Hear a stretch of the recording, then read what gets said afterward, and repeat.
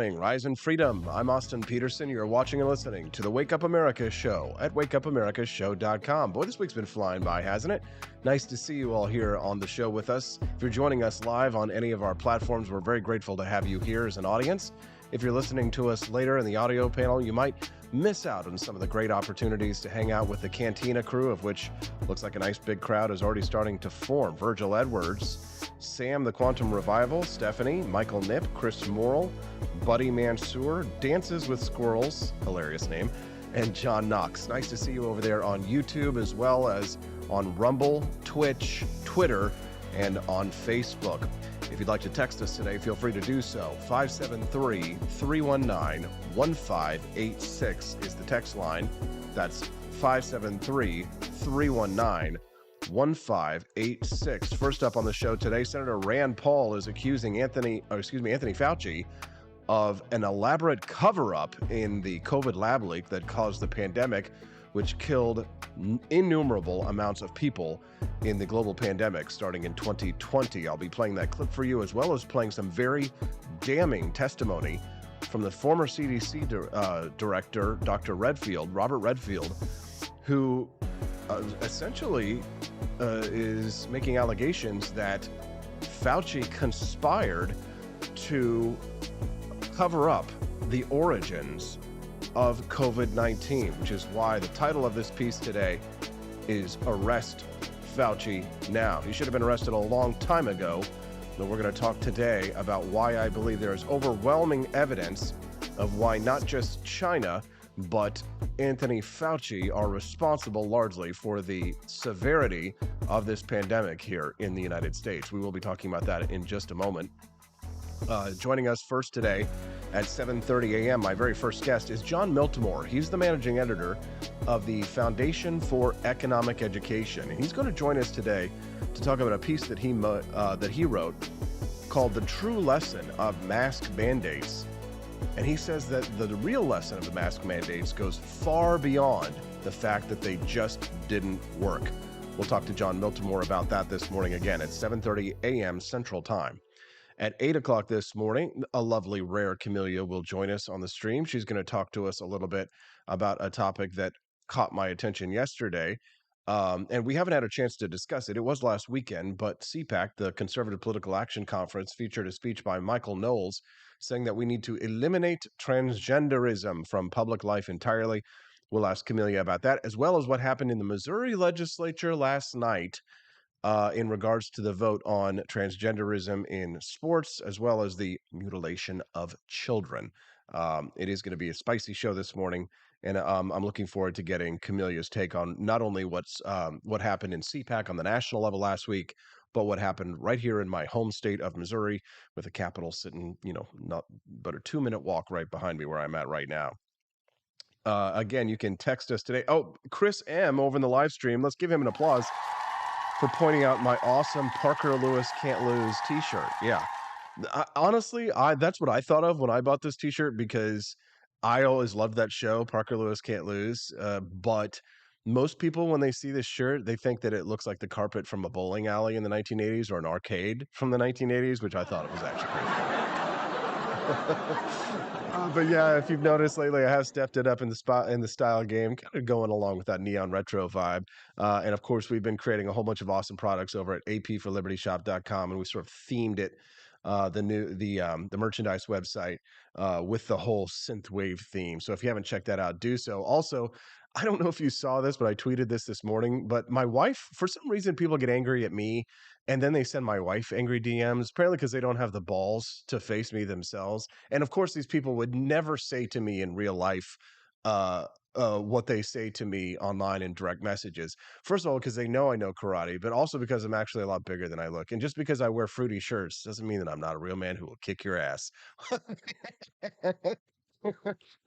My goal in the morning show is to make my assistant Nathan Clark give him an applause laugh, because I know it's kind of like having the proxy for the actual studio audience. If I make him laugh, I assume you're out there laughing as well on the Wake Up America show. We're glad to have you here today. We are chock full of great shows. Somebody says Chuck E. Cheese ? Or did it used to be called Showbiz? In Missouri, I think we had Showbiz Pizza before they all got bought out by what is it? Chuck E. Cheese's, yeah. But I know I'm dating myself with this one, but does anybody remember the theme song to Showbiz Pizza? Showbiz Pizza, where a kid can be a kid. Okay, that was all right. We're going way back. Our listeners are texting in this morning at 573. Actually, that's funny. That's not a listener texting in at 573-319-1586. That's me using my new texting software over at AP for Liberty Shop to see if that actually works. And I did. It did work. It did text. So sign up for SMS alerts over at apforlibertyshop.com. We'd love to hear from you. Yes, it does take a real man to wear that shirt, Elizabeth. Thank you very much. Let's give an applause. Studio audience. Appreciate it. You know, I've always liked to have a good time. I just like to party and have fun. I just like to have a good time. All right, let's hit the top of the news here. Yesterday, Rand Paul appeared on Fox News to accuse Anthony Fauci of a cover-up in what I believe is the scandal of the century, certainly the worst so far. Let's take a listen to what Senator Rand Paul had to say yesterday about this cover-up. Take a listen. Paul has sparred with Dr. Fauci many times as a member of the Senate Help Committee, and he has also called on the Biden administration to declassify the documents so that everything can be out there that's related to what the government knows about the COVID-19 lab leak theory. Senator, good to have you with us. Thanks for having me. You know, last week, Brett Baier spoke with the FBI Director, Christopher Wray. He said he believes that there is evidence that points to a lab leak in this case. We've heard it many times from other sources, including Dr. Redfield. So why was Dr. Fauci, and you called him on this, as I said, why was he pushing this study so hard to get everybody away from what he called the shiny object? It was an elaborate cover-up, and it began in January of 2020. The reason Dr. Fauci didn't want any attention drawn to this or to his funding of the lab is that ultimately he would have culpability. Ultimately, yes, there's a responsibility because for years he had advocated for gain-of-function research. He's even quoted as saying in 2012, if a pandemic should occur, if a scientist should be bitten by an animal and the virus gets out of the lab, it would be worth the knowledge. But in it would be worth the knowledge. So Senator Rand Paul, who is a hero, by the way, let's give him his due. Big round of applause for Senator Rand Paul. Anthony Fauci had said that even if there was a leak, or even if someone did get bit by an animal, he said that the research that was done would be worth it. Now let's play devil's advocate here for a moment, and let's put ourselves on the side of the devil just to think for a moment outside the box. The purported use of gain-of-function research is supposed to be that they're essentially pre-creating viruses that could be created in nature in order for us to be able to develop cures for those viruses if they ever do get out into nature. But the problem, of course, is that what in theory it sounds like a good idea, in reality, when of course managed by governments, turns into the nightmare pandemic that had become. Because of course, governments are fallible. Governments are made up of people, just like you and I, prone to this exact same mistakes. And of course, I'm sorry to, just pat myself on my back here, but this is why libertarians are right and why government must be small. They don't have the same kind of accountability. Government institutions do not have the same kind of accountability that the private institutions do, which is why it was wrong for Pfizer and Merck and for AstraZeneca, for all these corporations to be given the same kinds of protections as governments, the kinds of immunities that governments received when they developed their, I'm not going to say the V word because I think YouTube was going to crack down on me in this one. And I just want to say to anyone from YouTube who is watching this right now, just waiting with the censorship button, hit it on this one. I want to remind you that I am an award-winning broadcaster and that I have specifically received an award from Missouri's Public Health Association for my fair and balanced coverage during the pandemic. If you are sitting here right now waiting for an opportunity to try and bring this feed down, may I remind you that the Public Health Association of the state of Missouri, of whom many of those institutions I heavily criticize, as well as many of them I backed up when they were correct, granted me that award for my coverage of COVID-19 specifically.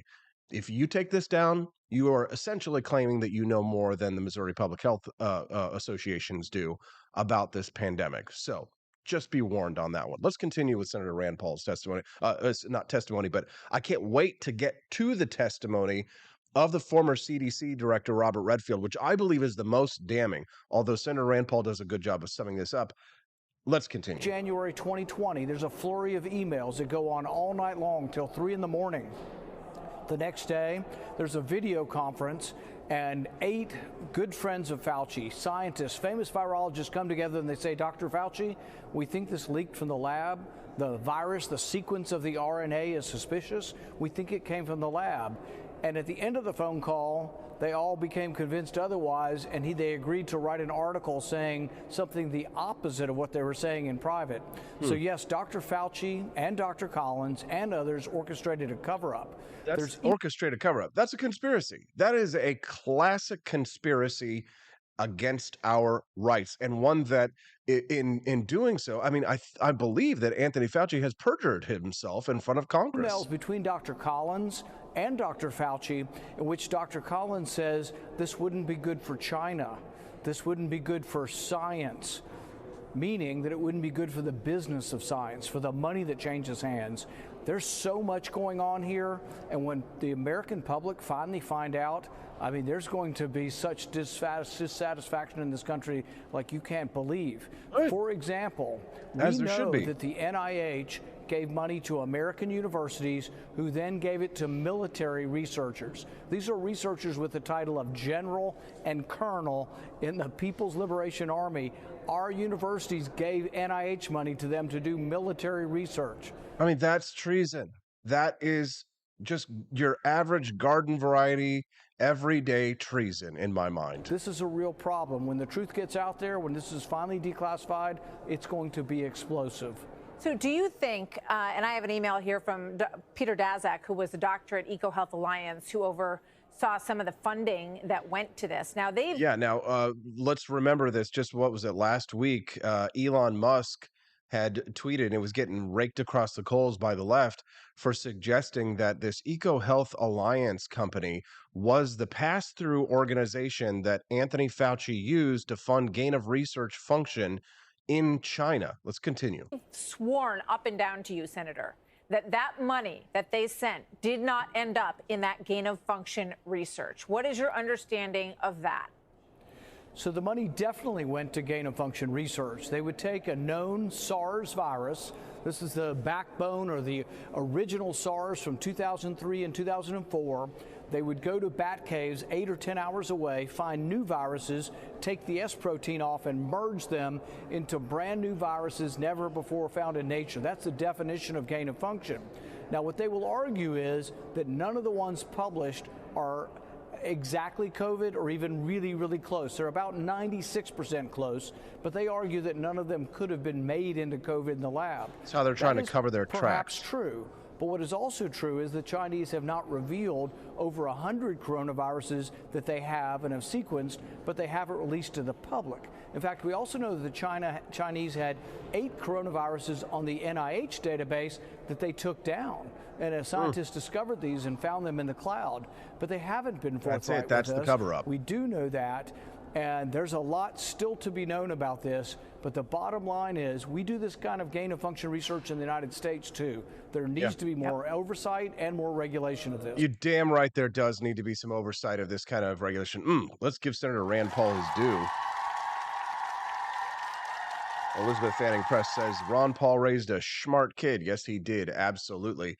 Love to hear your take on this one. Send us a text at 573-319-1586. That's 573-319-1586. Now, if you thought that was damning, just wait until you hear what the former CDC director had to say about this gain of function research and how he was kept out of discussions that would have allowed him to make better decisions about where this came from. Now, I'm going to pull this up for you here just a second. I'm doing this all live, pardon me, while I size this up in your screen for you so you get a nice, beautiful picture of what's going on. This is CDC Director Robert Redfield, who is testifying in front of Congress about the origins of the lab leak and about how Dr. Anthony Fauci conspired to keep him out of discussions on this one. Let's take a listen. Here we go. That I will say, if you go back and look, it's declassified now, and I'm sure you'll all have your classified briefings, but the declassified information now, in September of 2019, 3 things happened in that lab. One is they deleted the sequences. It was highly irregular. So researchers don't usually like to do that. Yeah, pause. So the sequences, we're talking about like the genes of the coronavirus itself. So he's talking about what happened in September 2019 that spread the virus. How did it get out of the lab? Well, what's the evidence that we know? We know that they deleted the sequences of the virus that they had in order to show that to basically pretend or to cover up the fact that they were doing research on this certain type of virus there. Second thing they did was they changed the command and control of the lab from the civilian control to the military control. Highly unusual, and I've been involved in dual-use labs when I was in the military. And the third things they did, which I think is really telling, is they let a contractor redo the ventilation system in that laboratory. So I think clearly there was strong evidence that there was a significant event that happened in that laboratory in September. It's now been declassified. You can read it. I'm sure there's more classified information. Yeah, and it goes on and it gets better. Wait until we get to the third video on this one, but let's continue. Did Dr. Fauci ever explain to you why he didn't believe the virus came from the Wuhan lab and why he actively worked to silence that theory? Dr. Fauci's position, as those who thought of spillover, took the position that it was most likely a spillover event because that's what happened with SARS and that's what happened with. Let's pause for just a moment. If you're just tuning into the Wake Up America show, I'm Austin Peterson. We're talking about Anthony Fauci and the conspiracy to cover up what happened in the Chinese lab in 2019. Love to hear your thoughts on what's happening this morning. You can send us a text at 573-319-1586. I saw a question over there from Buddy Mansour who says, a libertarian asking for regulation. Yeah, we're talking about regulating government agencies. We're not talking about regulating the local mom and pop grocery store. We're talking about regulating institutions like the NIH. We're talking about regulating government bureaucrats like Anthony Fauci. Come on, let's stick with me here. MERS, right? And I think it's important to look at, prior to 2012, we didn't really have another mechanism other than nature. We weren't doing gain-of-function research, right? I'm a clinical virologist. I tried to explain to Dr. Fauci, who's an immunologist, that this virus, SARS and MERS, when they infected man from the intermediate host, civet cat in the case of SARS and a camel in the case of MERS, they never learned how to go human to human. So those original outbreaks were less than 1,000 people, and the epidemics died. And so when everyone thought this was SARS-like, well, it's gonna die too. But this virus was immediately the most infectious virus, not the most, I think probably right behind measles, virus that we've ever seen infect man. So I immediately said, wait a second, this isn't natural. And then you go back and look at the literature and you find in 2014, this lab actually published a paper that they put the H2 receptor into humanized mice so it can infect human tissue. And then you learn that the new COVID, which came from bats, now can hardly replicate in bats. Yeah. So how did... So another sort of bit of evidence that he's revealing here is talking about, why the lab leak theory was more likely is because what they found was that the virus itself actually doesn't replicate very well in bats. So this whole idea that that the coronavirus came from bats is sort of a joke because they knew that it didn't replicate very well in bats. But the reason that they believe that this came from a lab that was created, that the reason why it was created from in a lab is because this one specifically could jump from human to human very effectively, which is why it points to this theory. I can't say for sure that it absolutely was engineered to jump from humans to humans by the communist Chinese. We can't prove that necessarily, although all signs are pointing to this. We can logically deduce that is, after you've eliminated all over other theories, which is essentially what we're doing here. But here really is the key. This is really the kicker. And this is why I think that the evidence for arresting Fauci is legitimate and is ironclad. Listen to this clip from Dr. Robert Redfield about what Anthony Fauci did to hide from us the truth about what happened in September of 2019 at the Wuhan viral lab. Take a listen to this. Phil, I want to stick with you. You have said before that you were locked out of conversations about the lab leak by Dr. Fauci and Dr. Collins. Do you think they kept you out of the conversations because you believe COVID-19 may have come from a lab? Yeah, I think I made it very clear in January to all of them why we had to aggressively pursue this, and I let them know as a virologist that I didn't see that this was anything like SARS or MERS because they never learned how to transmit human to human, that I felt this virus was too infectious for humans. There was a lot of evidence that lab actually published in 2014 that they put the H2 receptor into humanized mice so it could infect human tissue. I think, we had to really seriously go after the fact that it came from the lab, and they knew that that was how I was thinking, although I thought we had to go after both hypotheses. And I was told later, I didn't know I was excluded. I didn't know there was a February 1st conference call until the Freedom of Information came out with the emails, and I was quite upset as the CDC director that I was excluded from those discussions. Why would they do this? Because I had a different point of view, and I was told they made a decision that they would keep this confidential until they came up with a single narrative, which I will argue is antithetical to science. Science never selects a single narrative. We foster, as my colleague here just said, we foster debate. And we're confident that with debate, science will eventually get to the truth. This was an a priori decision that there's one point of view that we're going to put out there, and anyone who doesn't agree with it is going to be sidelined. And as I say, I was only the CDC director, and I was sidelined. Well, yeah, that is just unbelievable. I mean, for the love of God, I mean, that was going on. Anthony Fauci was the head of it. They were sidelining the CDC director of this country. Anthony Fauci, unelected bureaucrat, appointed by Donald Trump to head the coronavirus task force, engaging in a conspiracy to prevent the head of the CDC director from offering his opinions about the possible origins of the pandemic that was inflicting itself onto the people of the United States. Even worse than the pandemic, of course, was the conspiracy against our rights by our many state governments and by our many local officials who were shutting down our businesses as well. That's another subject entirely. But on the topic of the origin of COVID-19, officials within our government, paid for with our taxpayer dollars, were conspiring to prevent the truth from being told about the origin of that leak. J'accuse. I accuse Anthony Fauci of funding that research through an intermediary organization named EcoHealth.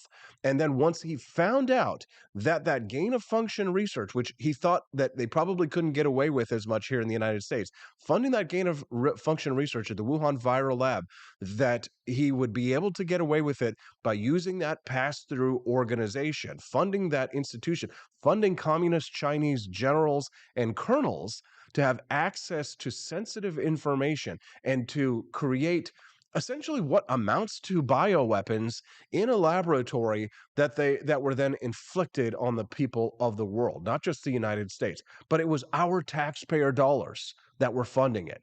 Our taxpayer dollars. Listen, I got to go to a commercial break, and I'll tell you why, because I got to go get John Miltmore.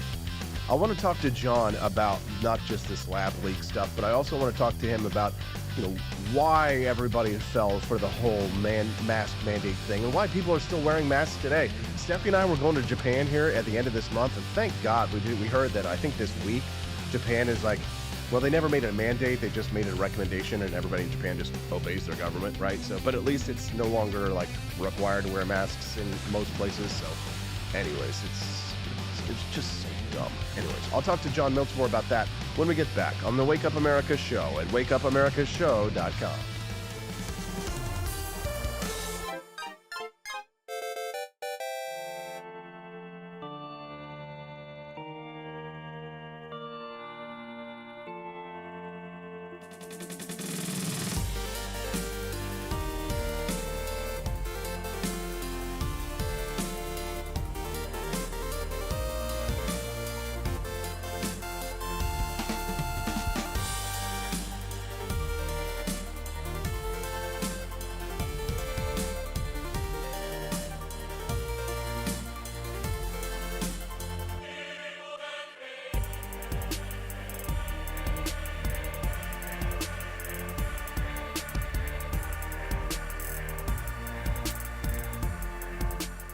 I like shooting things, but whenever I can't shoot something, I like to cut things. My life isn't all about shooting and stabbing and cutting, though. Sometimes I have to do actual work, but when I work, I still like to have fun. And there's nothing less fun than trying to cut with a crappy knife. Thankfully, from the ancient sect of Christian knights, who also loved cutting and stabbing, comes a new implement that has received my personal blessing, the Templar knife. Like the ancient sword of Excalibur, you don't choose a Templar knife, it chooses you. You just decide what kind you want on the website first, however, and then order it online, and then it chooses you. The Templar knife comes in a variety of shapes. As a man of culture and taste, I have decided I will never use a terrible knife again. And thanks to the inspiration provided by this excellent product, I have decided to launch a new crusade against anyone using less than superior knives. Join me, brothers and sisters, by visiting uppercuttactical.com/pages/Templar-knives. That's a lot of slashes. For that, you'll need a Templar knife. For 10% off, use code AP for Liberty and join me in a quest for glory, for liberty, for Christendom, for the Templar knife. Get yours today. Fire.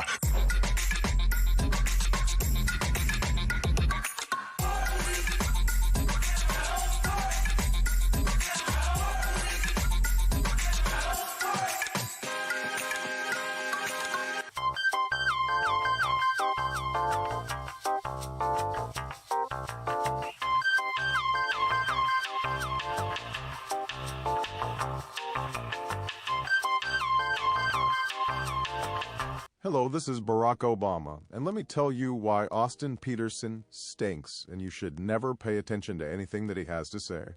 First of all, he's a libertarian, and we all know libertarians are idiots. They don't realize how important government is to everything that we do. I recently became aware that Austin has opened up a libertarian shop at apeforlibertyshop.com. Now, I'm asking you as a personal favor to me that you never ever visit apeforlibertyshop.com.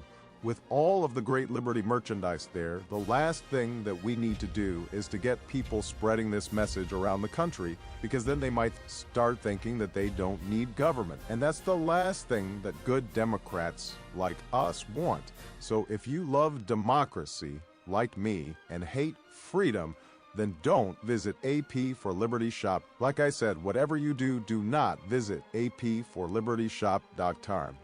I'm Barack Obama, and I approve this message.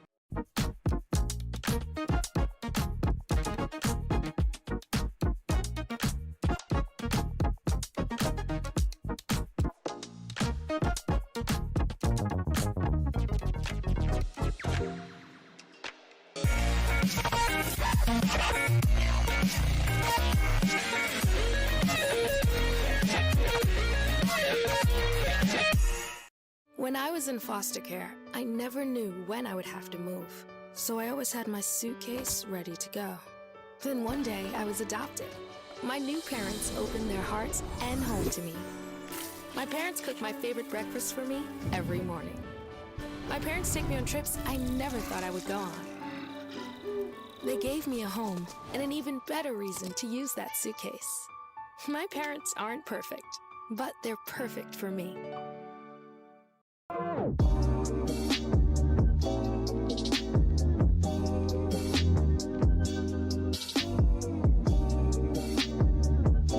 would remind you that extremism in the defense of liberty is no vice.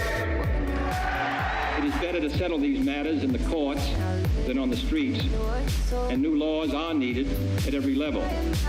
But law alone cannot make men see right.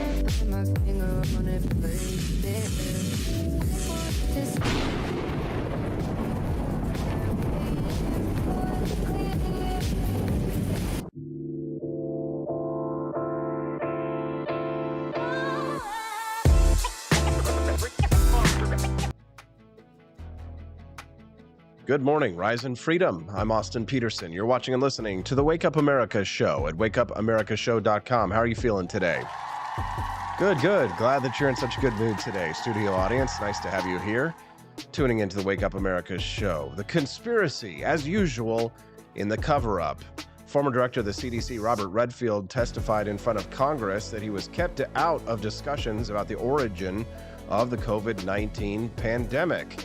Joining us now to discuss that, as well as a piece that he wrote about the mask mandates and what most people didn't understand about it, is John Miltmore. He's the managing editor of the Foundation for Economic Education, and he's joining me live now. Good morning, John. How are you, sir? Hey, I'm doing great, AP. How you been? Doing good. So your initial reactions to what we heard yesterday from the former director of the CDC. Well, I think the testimony's, it's big, but let's not forget Redfield talked about this. He had probably talked about this, I don't know if it was 18 months ago or 2 years ago, that he had reservations about this narrative that this developed in a wet market. He believed otherwise.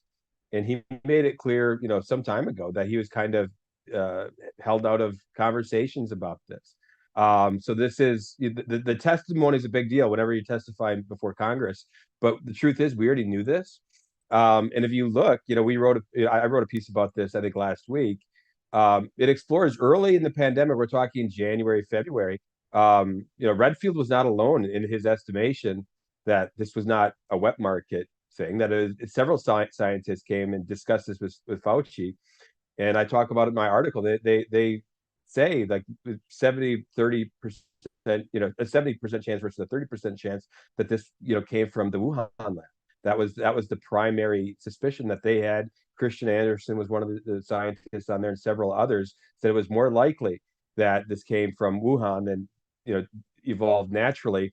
And what happened is they had private conversations after that. We have all those emails that show that discussion. They held a private conversation that Dr. Fauci organized, and then they published that high-profile report in Nature saying, well, we're pretty sure that this developed in a wet market. So there is, this deserves more attention. It's great to see it's finally getting it.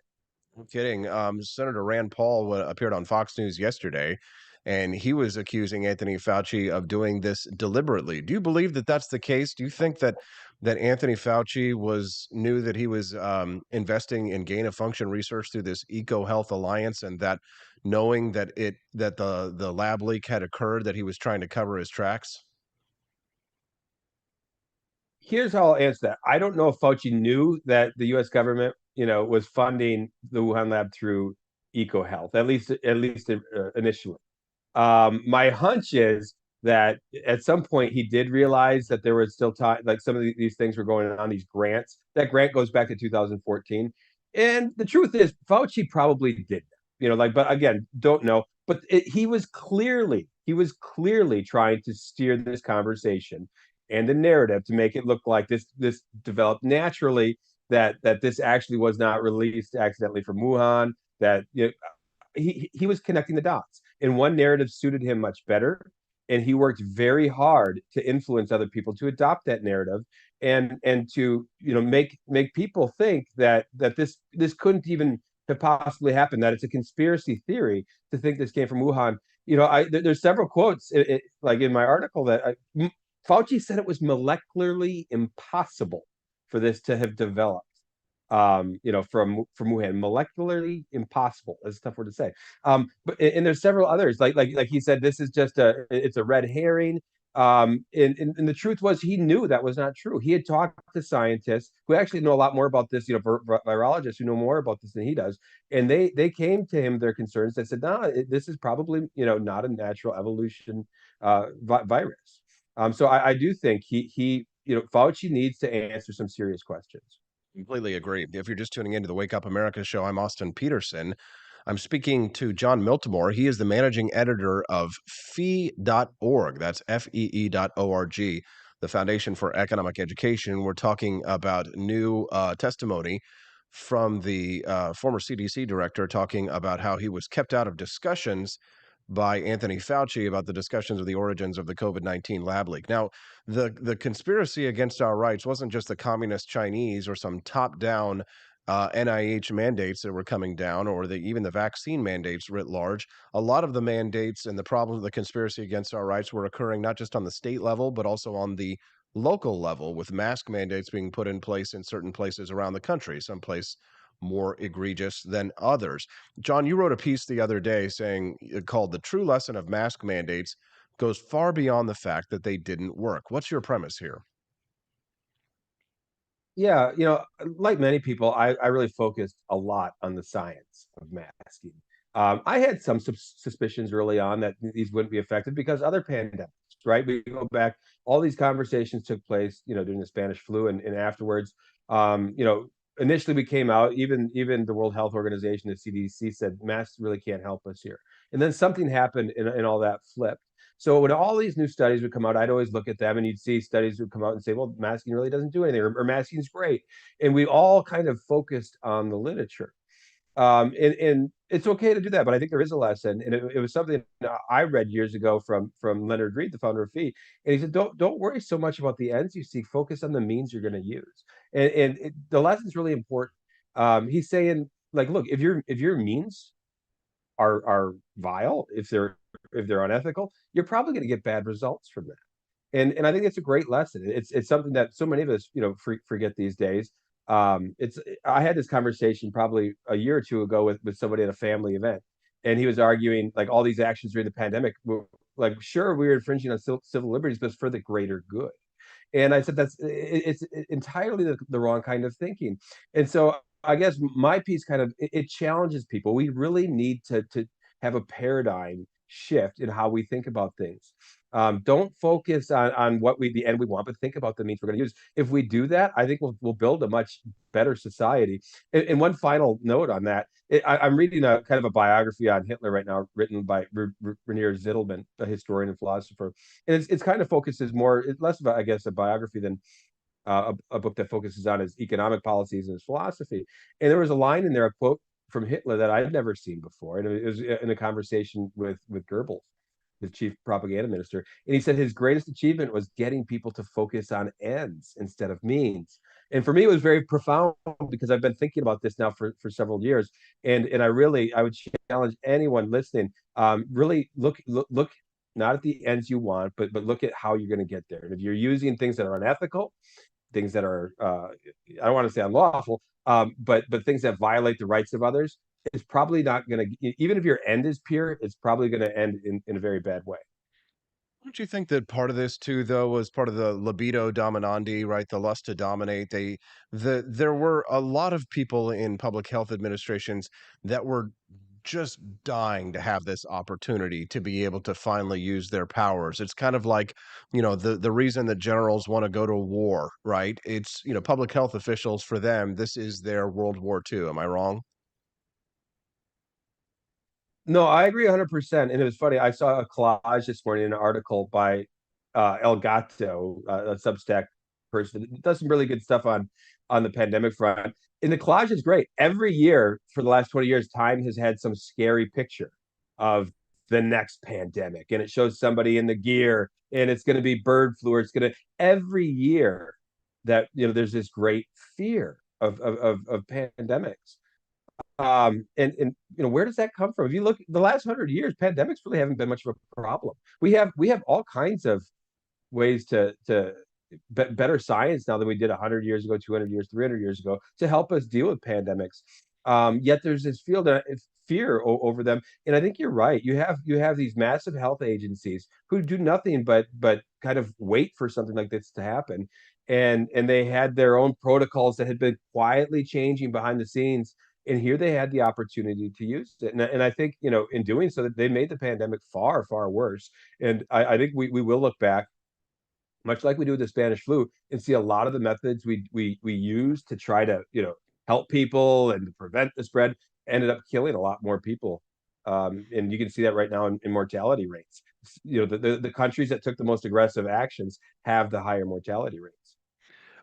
Our friends over on the live stream are commenting, Ron Hefton, or is it Hefton or Helton? Ron Helton. During the 15 days to slow the spread, I was at the store. A woman sneezed so hard that she exuded spray about 10 feet out of the sides of her mask. Hashtag science, hashtag masks, hashtag clown show. Very funny. But it's true. I mean, John, how were, average laymen like yourself and myself able to see and understand the ridiculous futility of masks when people who were trained in science, people who were engineers, supposedly the best and the brightest, how were they able, how did they have such a blind spot on this when people like yourself and myself and Ron Helton, at the Lowe's hardware store or whatever, were able to figure this one out for ourselves? How does this happen? Yeah, it's funny. Like one of the people that was an early mask adopter that I know is a libertarian guy, and he's very bright, but he was doing it before there was mandates, right? And so I kind of early on, I'm like, okay, the mask. I didn't have a strong opinion. Where I really, when I started to dig more into it and dig my heels in was when they're forcing us to do it everywhere, and then you got to say, okay, is this actually going to help? And I think how can we see it when other people can't?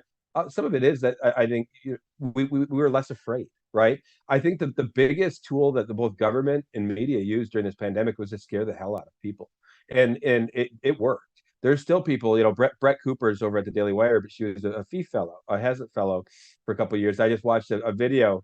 She highlighted FEE, and we kind of somebody pointed that out, so I wanted to go watch the clip.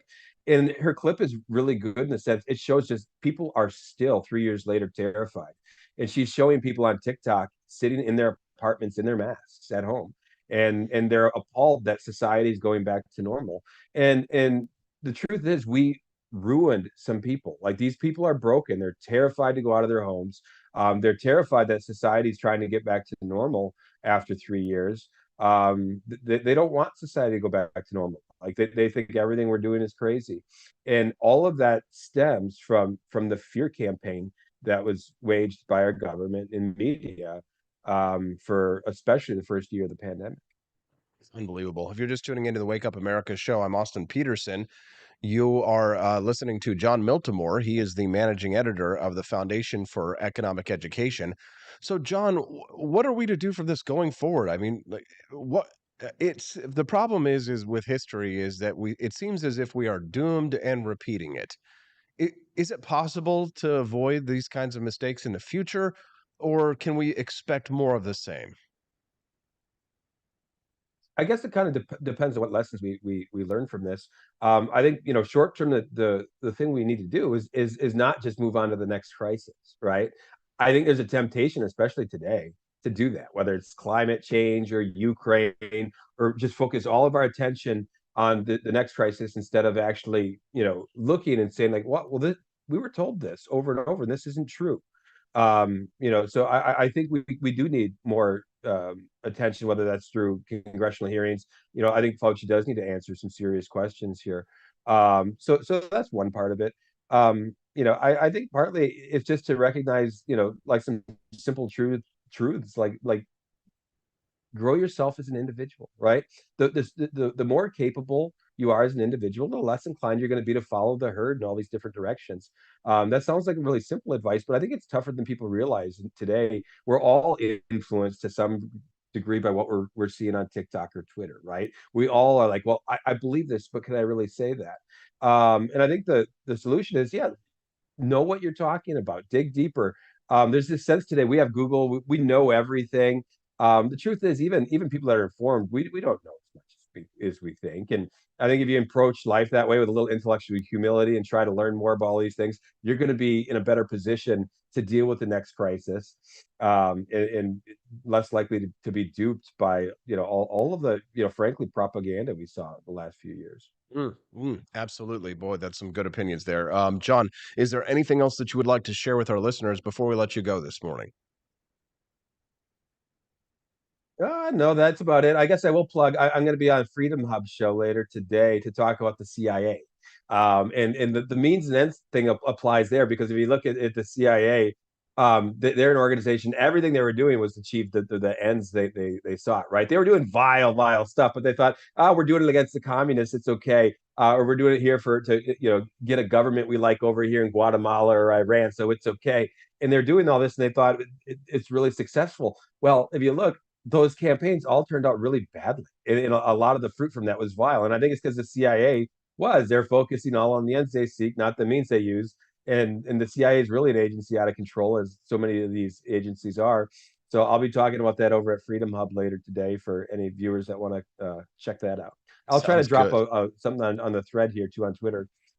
Yeah. Sounds all right. good. Well, thanks a lot, Austin. Appreciate the invitation. Yeah, thank you, John. We always appreciate your input here on the show. Have a great day. Thanks for doing such great work for freedom over there at the Foundation for Economic Education. That's John Miltmore. What do you think? Send us a text, 573-319-1586.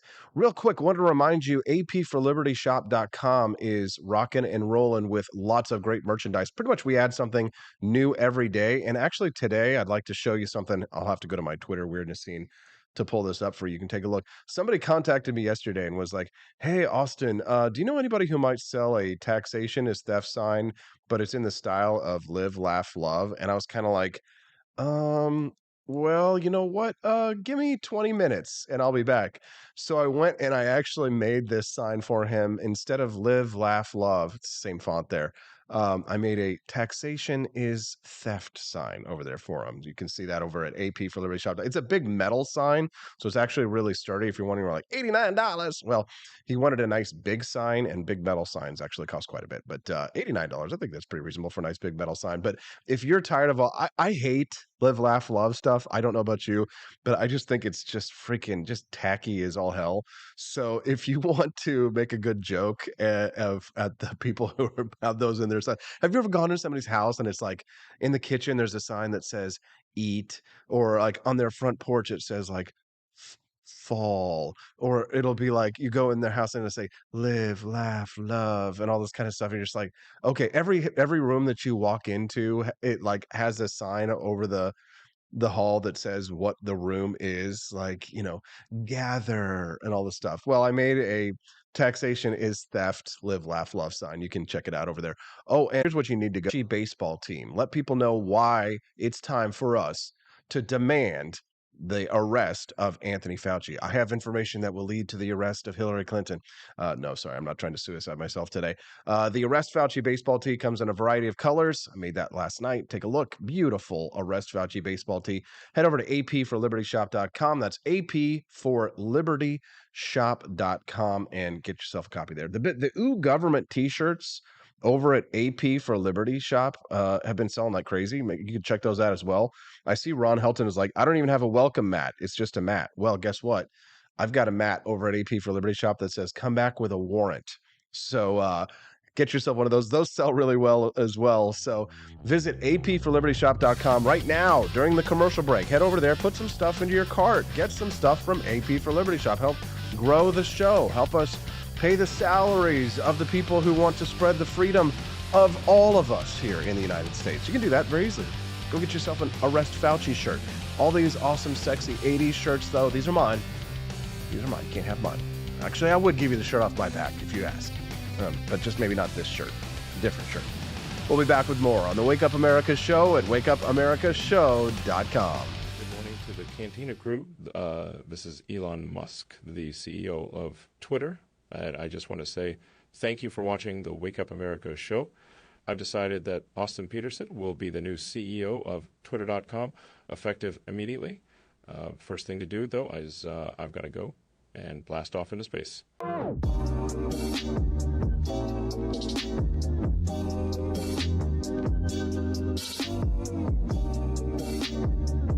If there wasn't going to be somebody who was a fiery champion of liberty, somebody who would get out there and who would be aggressive, and if they wouldn't do it with more fire or passion than I had, then I would go and I would fight this battle for us. I've fought for the principles that we all share. Parties tend to be secondary to me. We're here because we believe in the principles of liberty. I am not a perfect messenger, but I think I'm a damn good one. This is a replica of our first president's flintlock pistol. You have my full support, my respect, and my gun.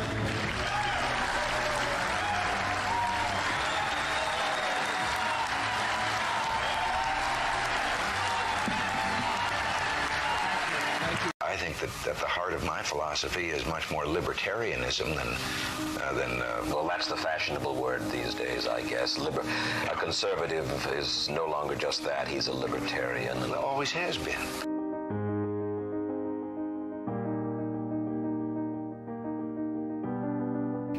Yet any time you and I question the schemes of the do-gooders, we're denounced as being against their humanitarian goals. They say we're always against things, we're never for anything.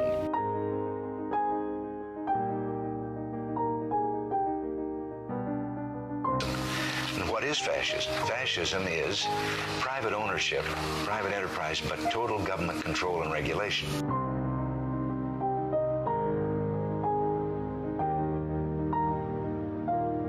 Well, the trouble with our liberal friends is not that they're ignorant. It's just that they know so much that isn't so.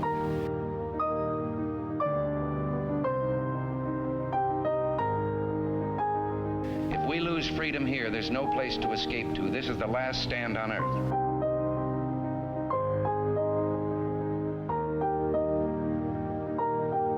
This is the issue of this election. Whether we believe in our capacity for self-government or whether we abandon the American Revolution and confess that a little intellectual elite in a far distant capital can plan our lives for us better than we can plan them ourselves.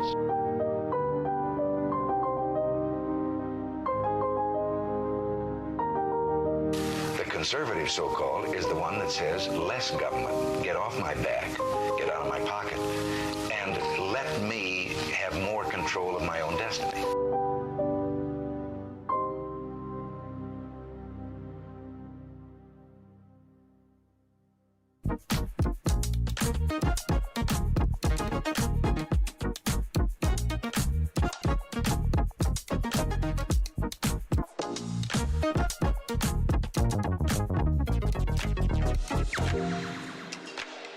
What would happen if I had to pick up the phone, call 911 for one of my family members or one of my neighbors? What would I do if no one was on the other end to respond? What if there was no 911? So you can be a part of the solution. Anybody can be a firefighter. Male, female, younger, older. We have school teachers. We have leaders in business. Is me, you, anyone that wants to be. There is no typical firefighter. Do you hate the deep state? Do you reject the Antichrist in all his ways? Do you believe that aliens controlled LBJ to assassinate John F. Kennedy? Did you know that the shot can put chemicals in you that will make you more sensitive to 5G? Do you love America? Do you want more freedom? Do you like smoking hot red-headed libertarians? Then the AP for Liberty shop is for you! Check out all the awesome new merch and have a happy new year! Fight the deep state, reject the Antichrist! Visit AP for Liberty shop and get your patriotic merchandise now, or the deep state wins!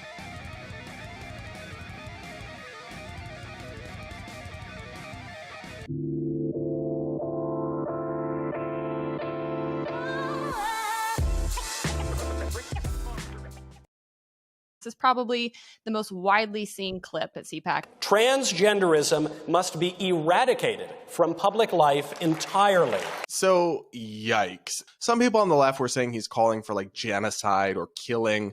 No, he's calling to eradicate the ideology as he sees it and to force trans people to live as the sex that they were born as. He's saying adults shouldn't be free to live in ways that don't align with his personal values, and that is tyrannical. These people are nuts and they're cringe and they just seem really outdated and weird. And it's bizarre to care if an adult lives their life as a transgender person. I'm sorry, like you need to get a psych evaluation. Something's up with that. If you're that bothered by how somebody else you don't even know chooses to live their life, that's not a normal response. But even if you do really care, wrong. even if you do have a strongly held moral or religious belief, that's okay in a society.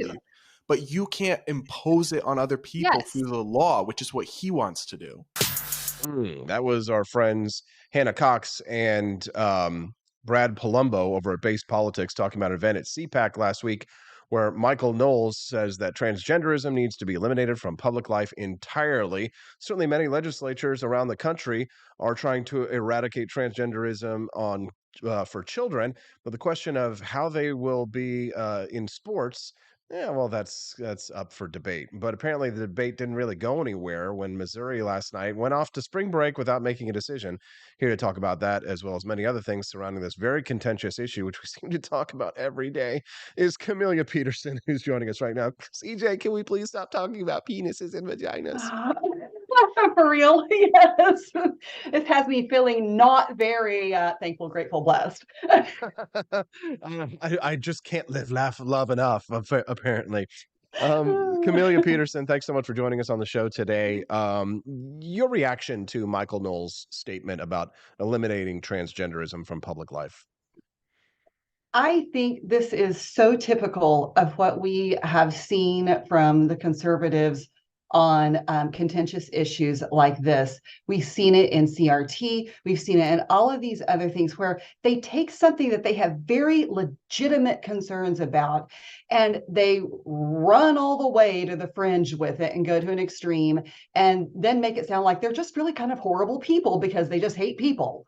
I mean, can we not just like address what the actual problem is? Because the actual problem isn't how people choose to live their lives.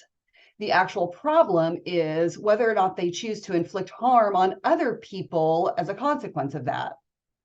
Right, which should be fairly obvious to anybody who with a working brain cell. But I mean, conservatism, it believes very much in the slippery slope ideology, right?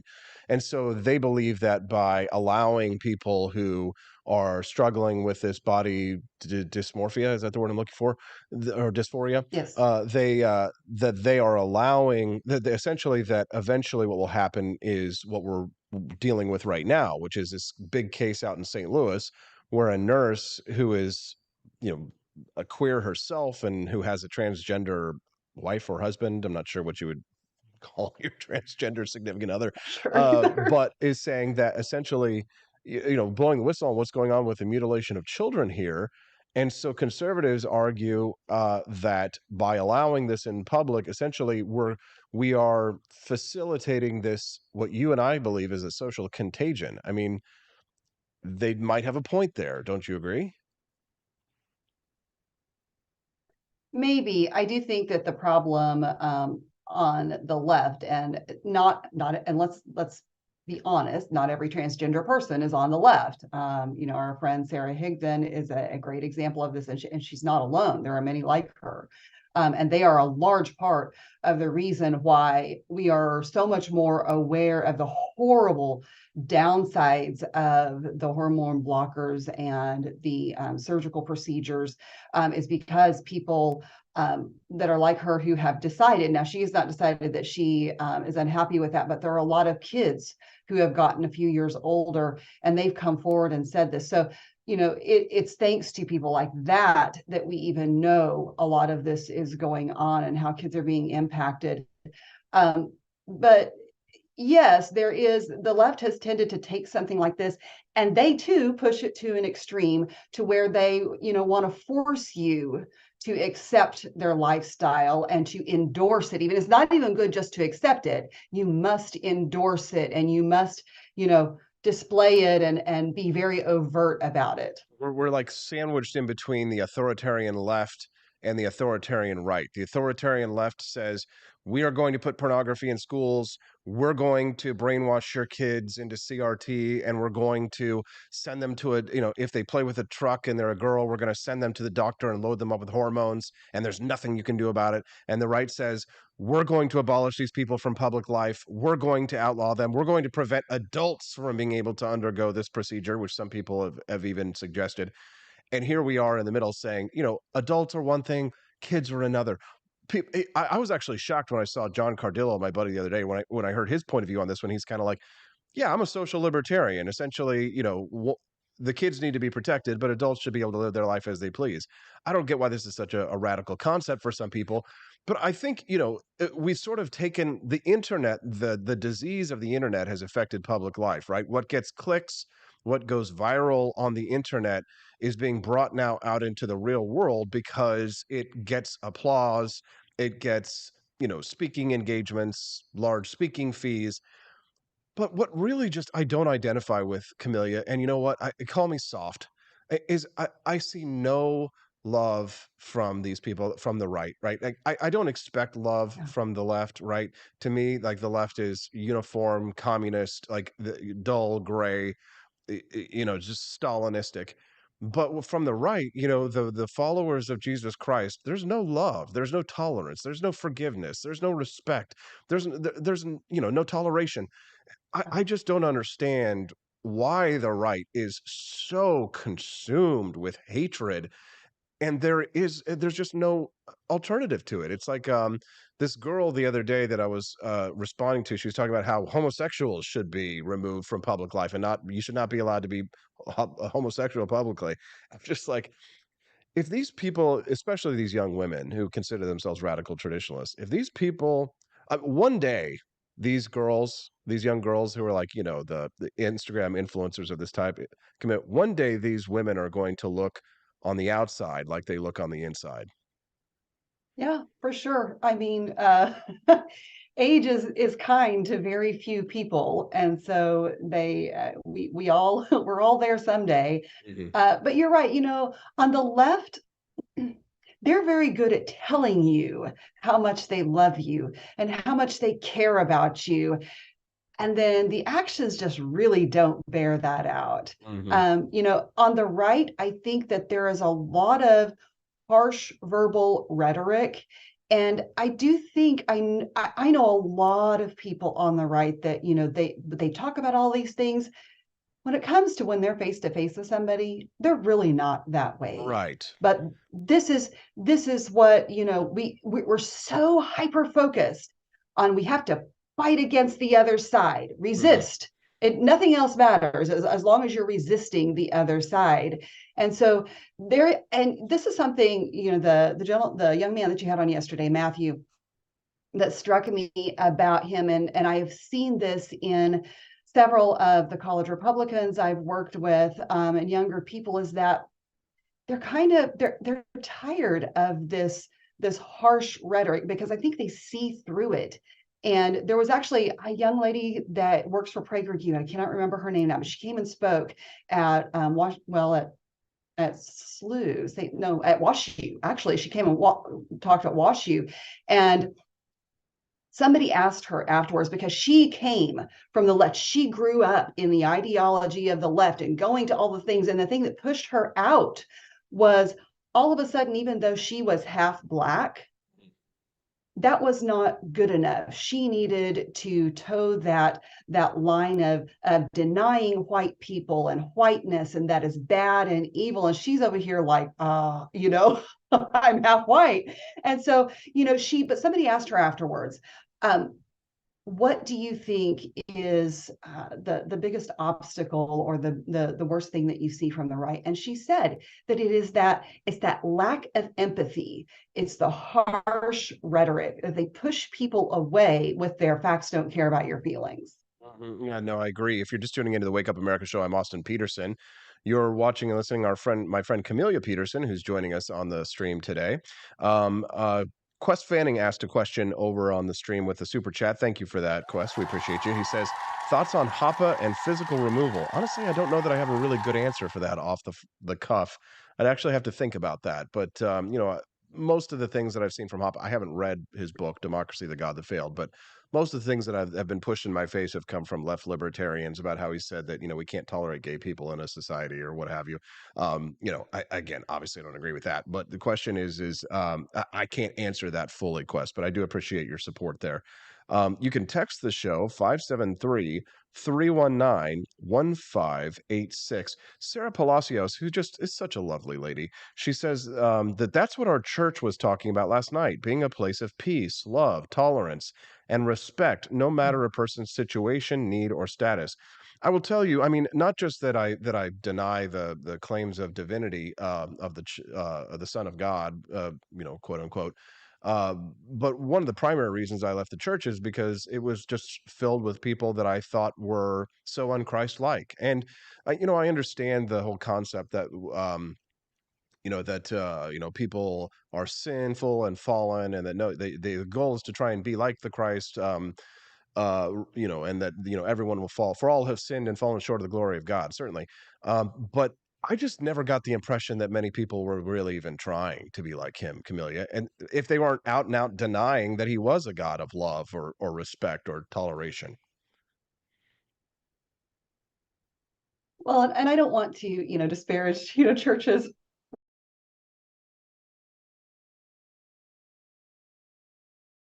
Hello, Camelia. Looks like you're breaking up a little bit there. Oh, are we okay now? Yeah, we're okay now, Camelia. Can you go ahead and make your point again, Okay. if you wouldn't mind? So what the common response to what people, when you say, I left the church because of the people, is that, well, you weren't there for the right reason in the first place then. Oh, that I And hear that's that like, too. I hear and that too, where it's like they're like, well, they're like, well, why don't you go to church? I goes, well, because I go to church for for the people and for the music. That's why I go to church. And they're like, well, you're not supposed to. That's not why you're there. You're there. You're supposed to be there to worship God. And I'm like, well, I don't really believe in that. So if I were to go to church, I would go because I would like to spend time with the people and sing with them because I really love the music. Well, then you really shouldn't go to church. Okay, well, no problem. That's been doing that since I was 17 years old. So it's not a problem for me to not go.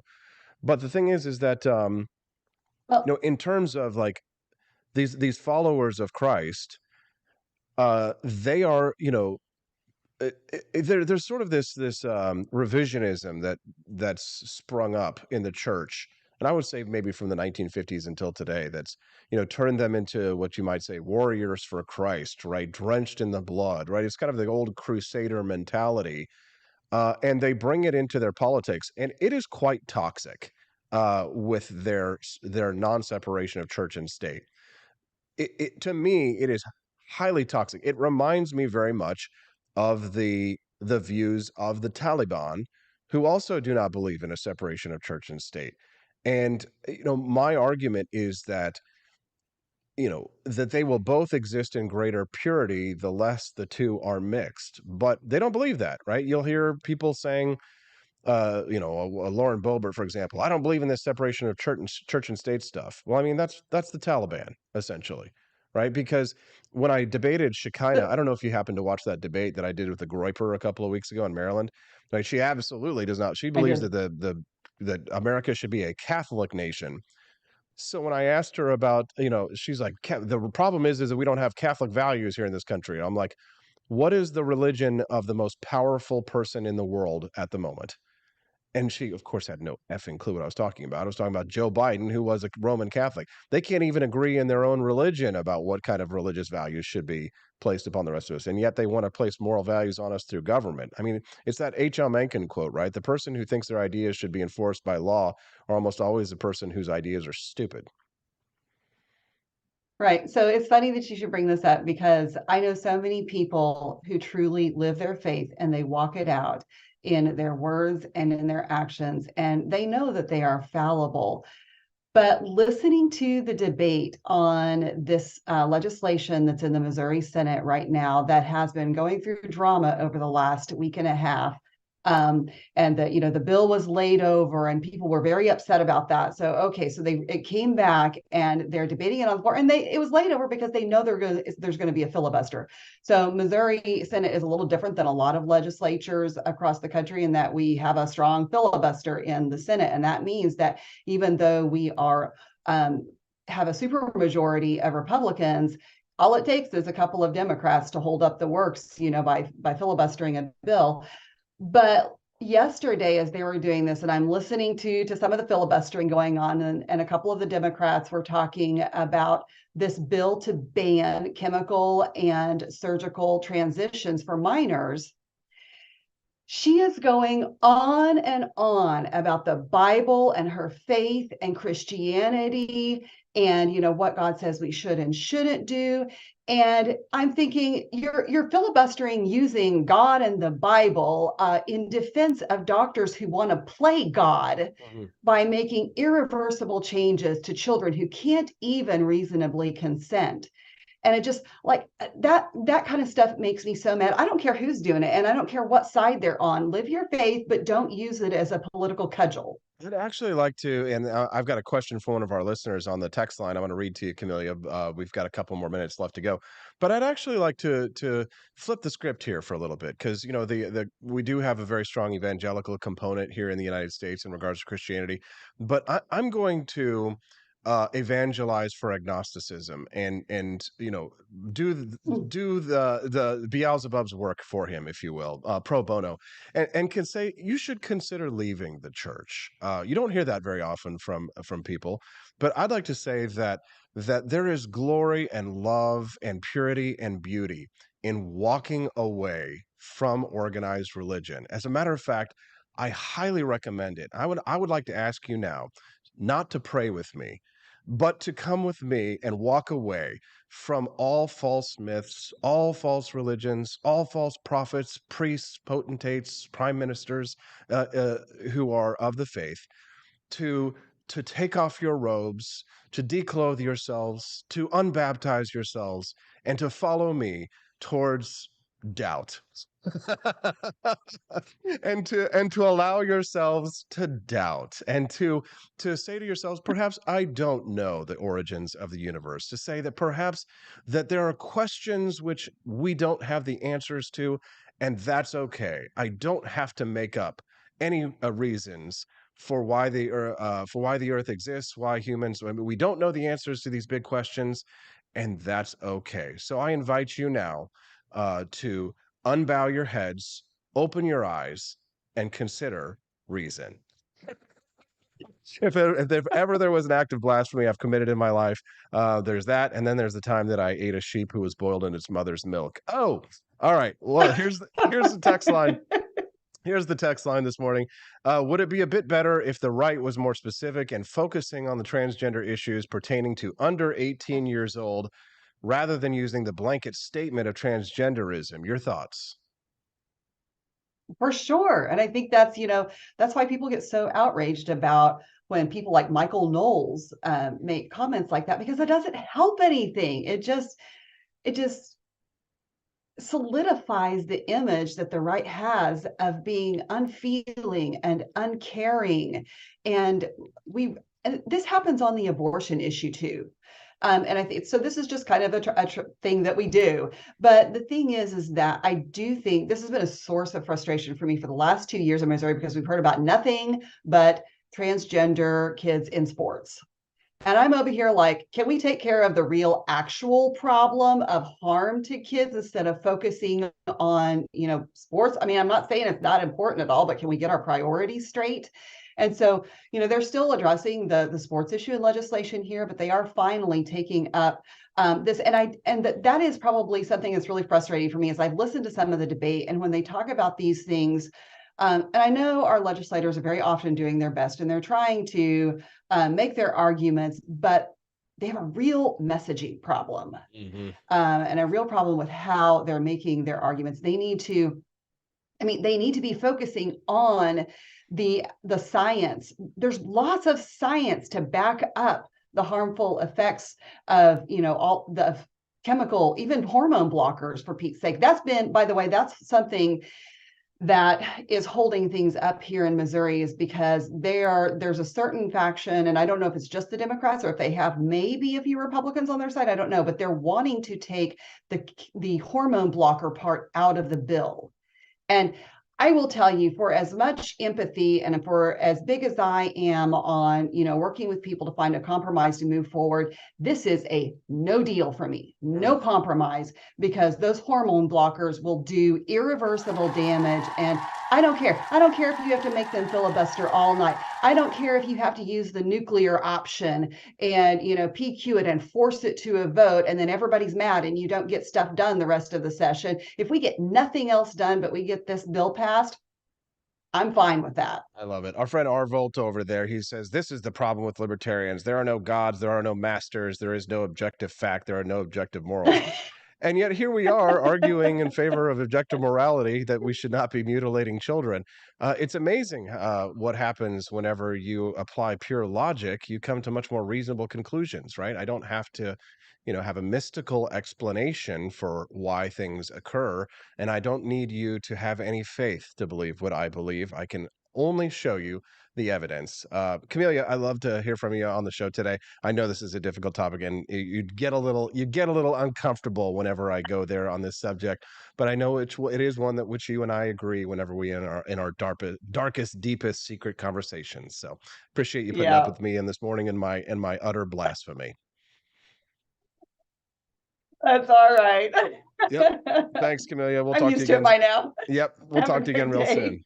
Thanks so much for coming on here very much. Yeah, it is tough being out of the majority, because I do know most people are religious, and I know that it does rub some of you the wrong way when I do have these kinds of conversations, but it is important that where people like myself are coming from. In terms of no gods, no masters, absolutely. I mean, that is really, that is very much a libertarian ideal. But in terms of objective morality, absolutely.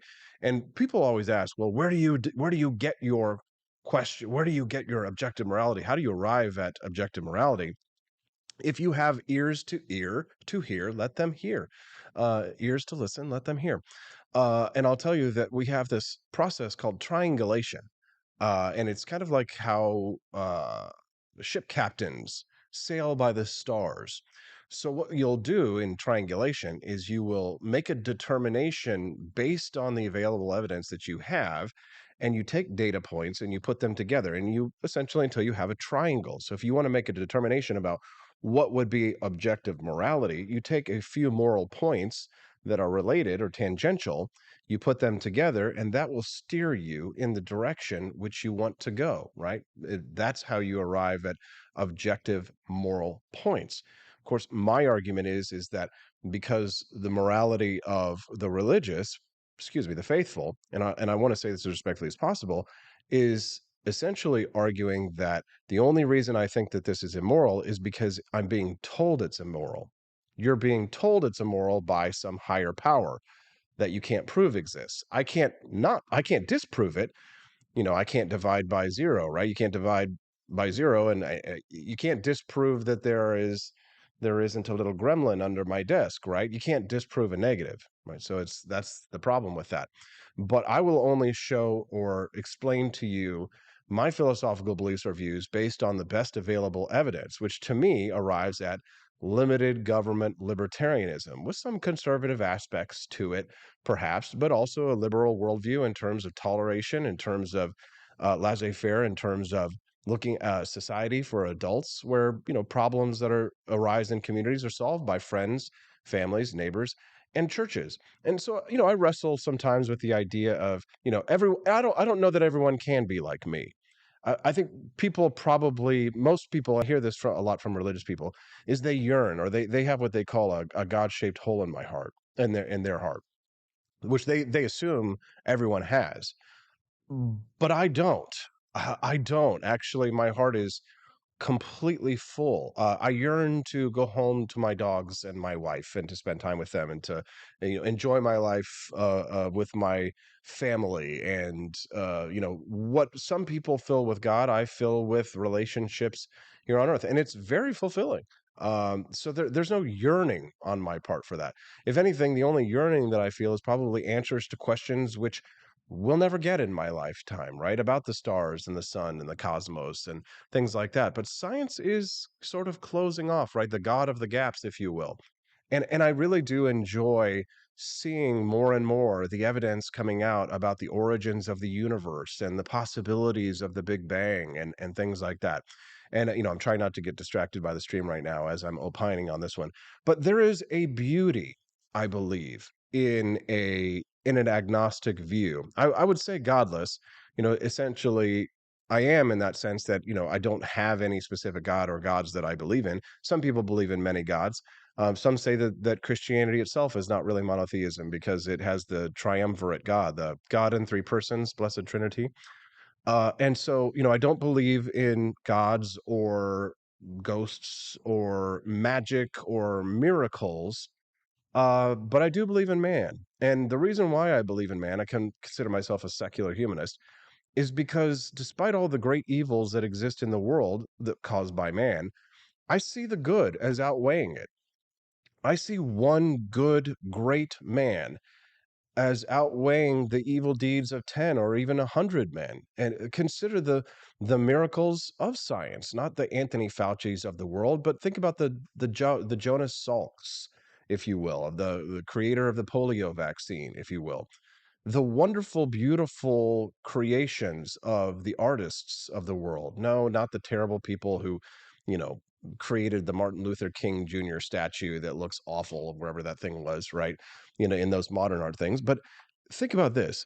Is the Mona Lisa worth 100 ugly, progressive art statues, modern art statues? It's worth more than 100, right? Think about how powerful just one drop of beauty or goodness or kindness is in an ocean of hatred and ugliness. To me, I think that, the argument for secular humanism is the most powerful argument that there is. Because imagine, you better be good for goodness sake. You're good for goodness sake, not because someone is looking over your shoulder, telling you that this is what you must believe, telling you that this is what you do, right? Or that you're only doing good on this earth. The only thing that's restraining you is the hope that in the afterlife that there is some reward waiting for you for doing good, right? That's actually not moral, right? If you're only being good because someone is telling you what to do, or because you're waiting for some reward for doing good, you're not actually moral at all. And so this whole concept, like R. Volt is talking about, as objective morality, you're actually the immoral person. I would only do good because I want to do good for goodness sake. That's actual morality. You're immoral. I am the moral one. I know that ticks you off. It's too bad. You have to hear it, because guess what? There are more and more of me these days as the church is shrinking smaller and smaller and smaller. And you will want and need more libertarian Republicans rather than leftist, communist atheists who want to take away your freedom to believe in any God or gods that you wish to believe in. Ian Howorth, he believes in God. He's going to be joining us here in just a few minutes from Turning Point USA. He's got a comment on that transgender thing that Michael Knowles said at CPAC the other day. And I really want to talk to him about so many of these young people quitting their jobs, going to work for themselves, walking away from their bosses. The job market's still pretty screwy. We ought to talk about something like that. That's a nice agnostic topic, which everybody doesn't need to get up in arms about. I'm terrified to read the chat. But I'm going to go do that. Check out apforlibertyshop.com, and I'll be back on the Wake Up America Show at wakeupAmericaShow.com. I'm Donald Trump, and I approve this message. Believe me, Austin Peterson is the best. He's got the greatest Wake Up America show I've ever seen. Whenever I tune in the mornings and watch the live stream, let me tell you, he has got the absolute best content. I love his guests. It's just a total blast to watch, and I highly endorse and recommend the Wake Up America show. It's terrific, believe me. Step right up, ladies and gents, to learn about the coolest president yet. He's not just any old prez, he's Calvin Coolidge, and boy oh boy is he different from the rest. He was quiet as a mouse, but don't you underestimate his power. He knew how to handle money, and he didn't waste an hour. He cut taxes, lowered debt, and balanced the budget with ease. No wonder the Roaring Twenties brought such prosperity and peace. But don't take my word for it. Grab a copy of Calvin the Coolest President and see for yourself. It's a children's book that'll make you smile and help your little ones learn about wealth. You can find it on Amazon Kindle or get your hands on a paperback at apforlibertyshop.com. So come on down and get yourself a copy of the book that's making waves all around town. You won't regret it, so get ready to be floored, because Calvin Coolidge, well, folks, he really scored.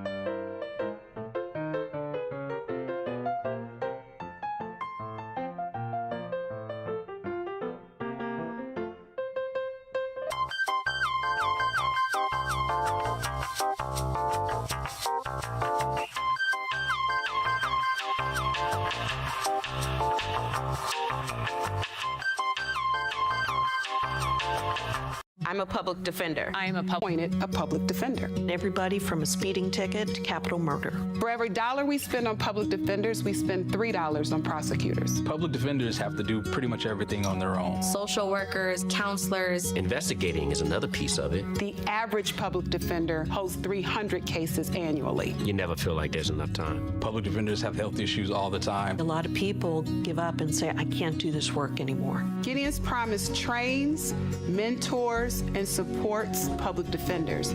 There are a lot of people who say that they would not still be public defenders, but for Gideon's Promise. It's fueled me to continue on in this fight. Gideon's Promise has changed the face of public defense. People see us as troublemakers. Good trouble only. We don't make it easy. It should not be easy to take away someone's liberty.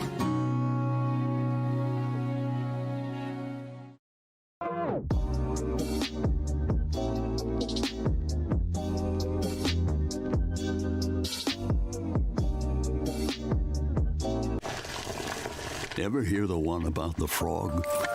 Put a frog in a pot of boiling water and it'll jump right out.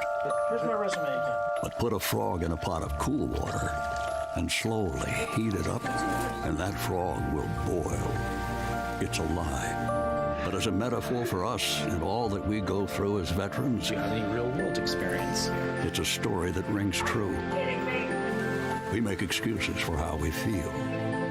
We push everything down. We tell ourselves the lie that it's easier to stay in that boiling water, to disconnect. And some days, maybe it is. But you've never been interested in easy. Make no mistake, reaching out is hard. Do it anyway. You're not alone. You've got this. You are not a frog. Find resources at va.gov/reach.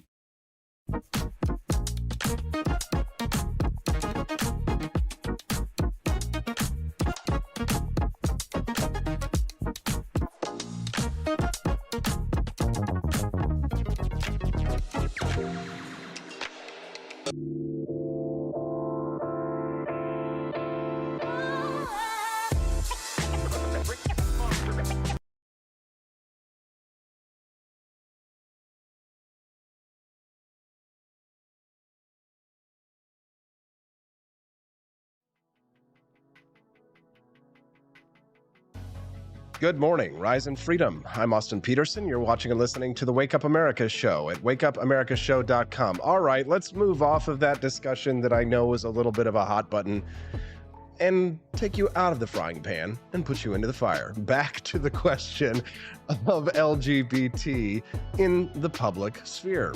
Joining me now to discuss is Ian Howorth. He is contributor to, I believe, the Daily Wire. I know he works with Turning Point USA. He's got a whole laundry list of accreditations and titles. He's joining us now. Ian Howorth. Good morning, Ian. How are you, sir? Good morning. How's it going? I'm a contributor with the Washington Examiner. Well, contributor with the Washington Examiner. Okay, great. Thanks for clearing that up for us.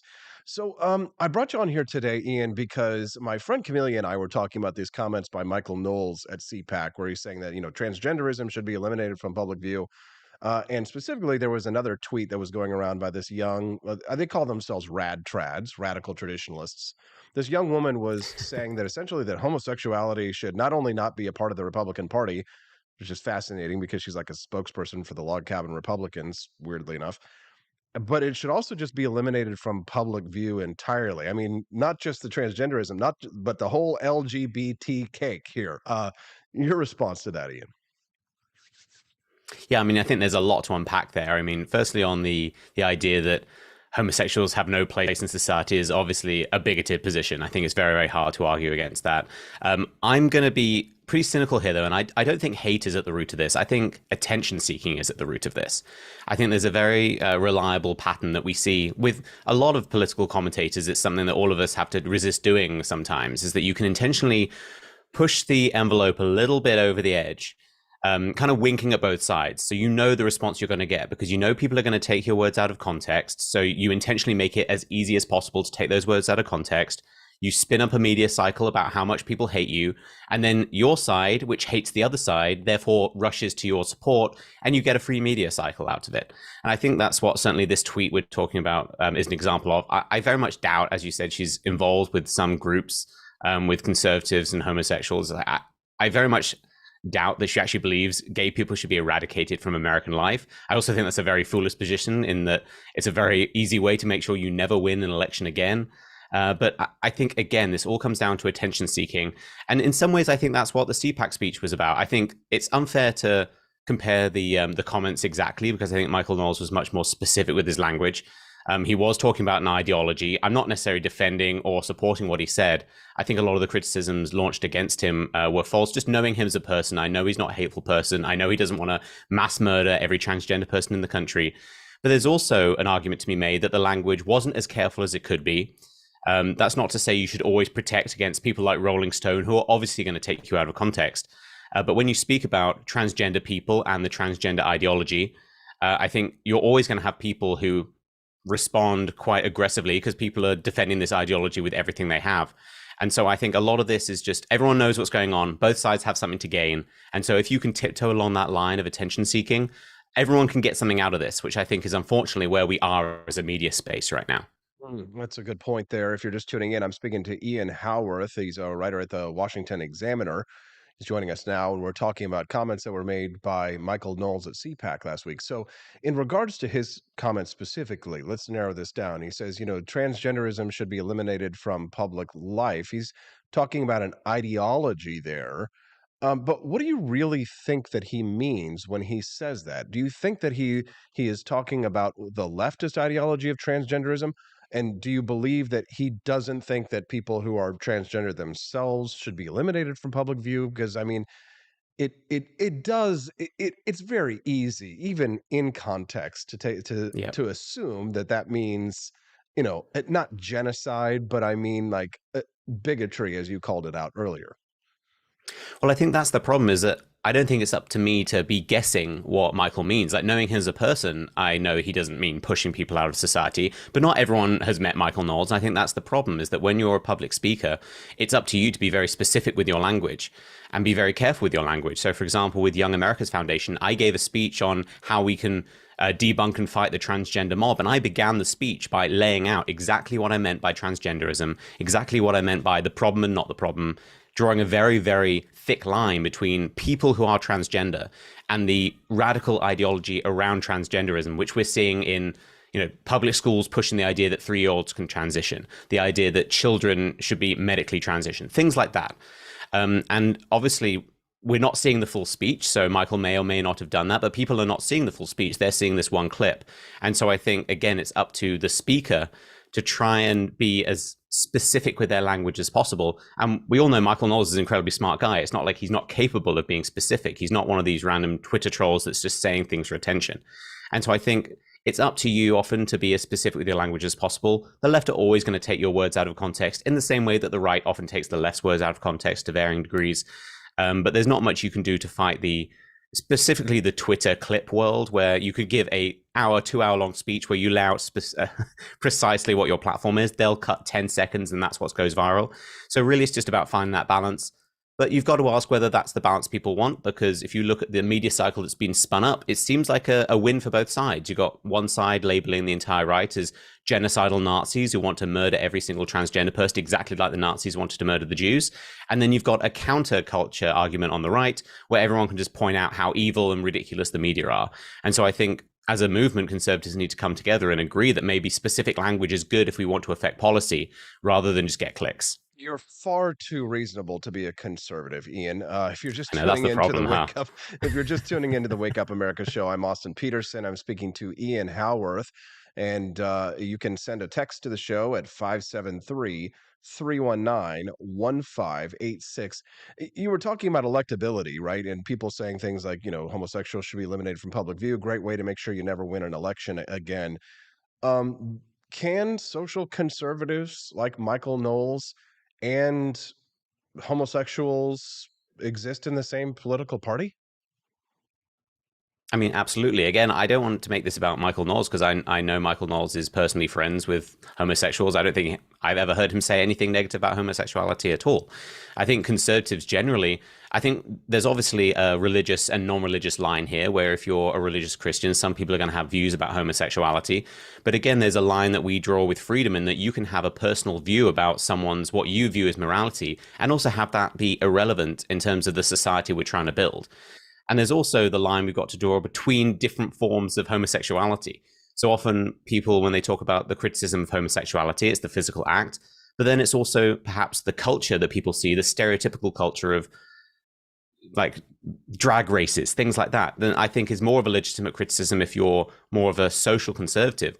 But there are plenty of, for example, homosexuals in American life who are conservative in the way they live, in their relationships. I'm so glad you said that, but I have to cut you off, because a social conservative would disagree with you. I've made the point before that there are lots of members of the LGBT community who are conservatives.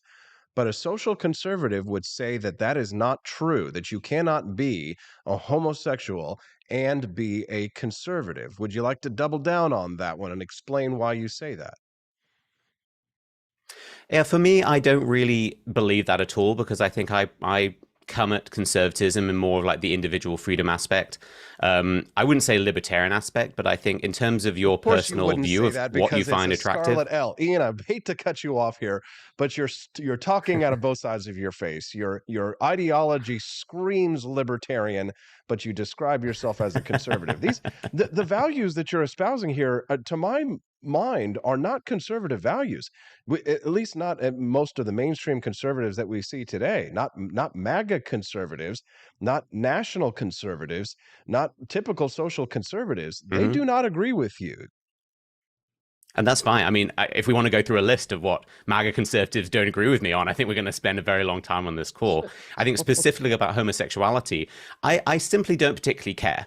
I think it's rather absurd, at least, again, a British person coming to America, where I don't think homosexuality in the UK is almost like on the level of race. I just don't care. Like, I think, one, there are issues that are far more important, just on a pragmatic level of ways we can fix the country. I think forcing sort of what they view as conservative homosexuals from our movement, I don't think is particularly helpful. But also, again, if we're talking about consenting adults acting privately, I just don't care. I think it's frankly a waste of time and a waste of effort, and also makes it very easy for the left to label us as bigots by hyper-focusing on people who often just want to be left alone. This is a point I brought up when I was talking about the transgenderism speech, is that when we endlessly talk about transgender people, we're labeling every single transgender person as the bright green hair screaming in the street, demanding that every 3-year-old is transitioned into a boy or a girl based on what they wear. And of course, the vast majority of transgender people are not that. The vast majority don't have a voice and just want to be left alone. And I think that's the position I have with homosexuality. I have a problem, of course, with drag performances with children. I don't think really that has anything to do with homosexuality.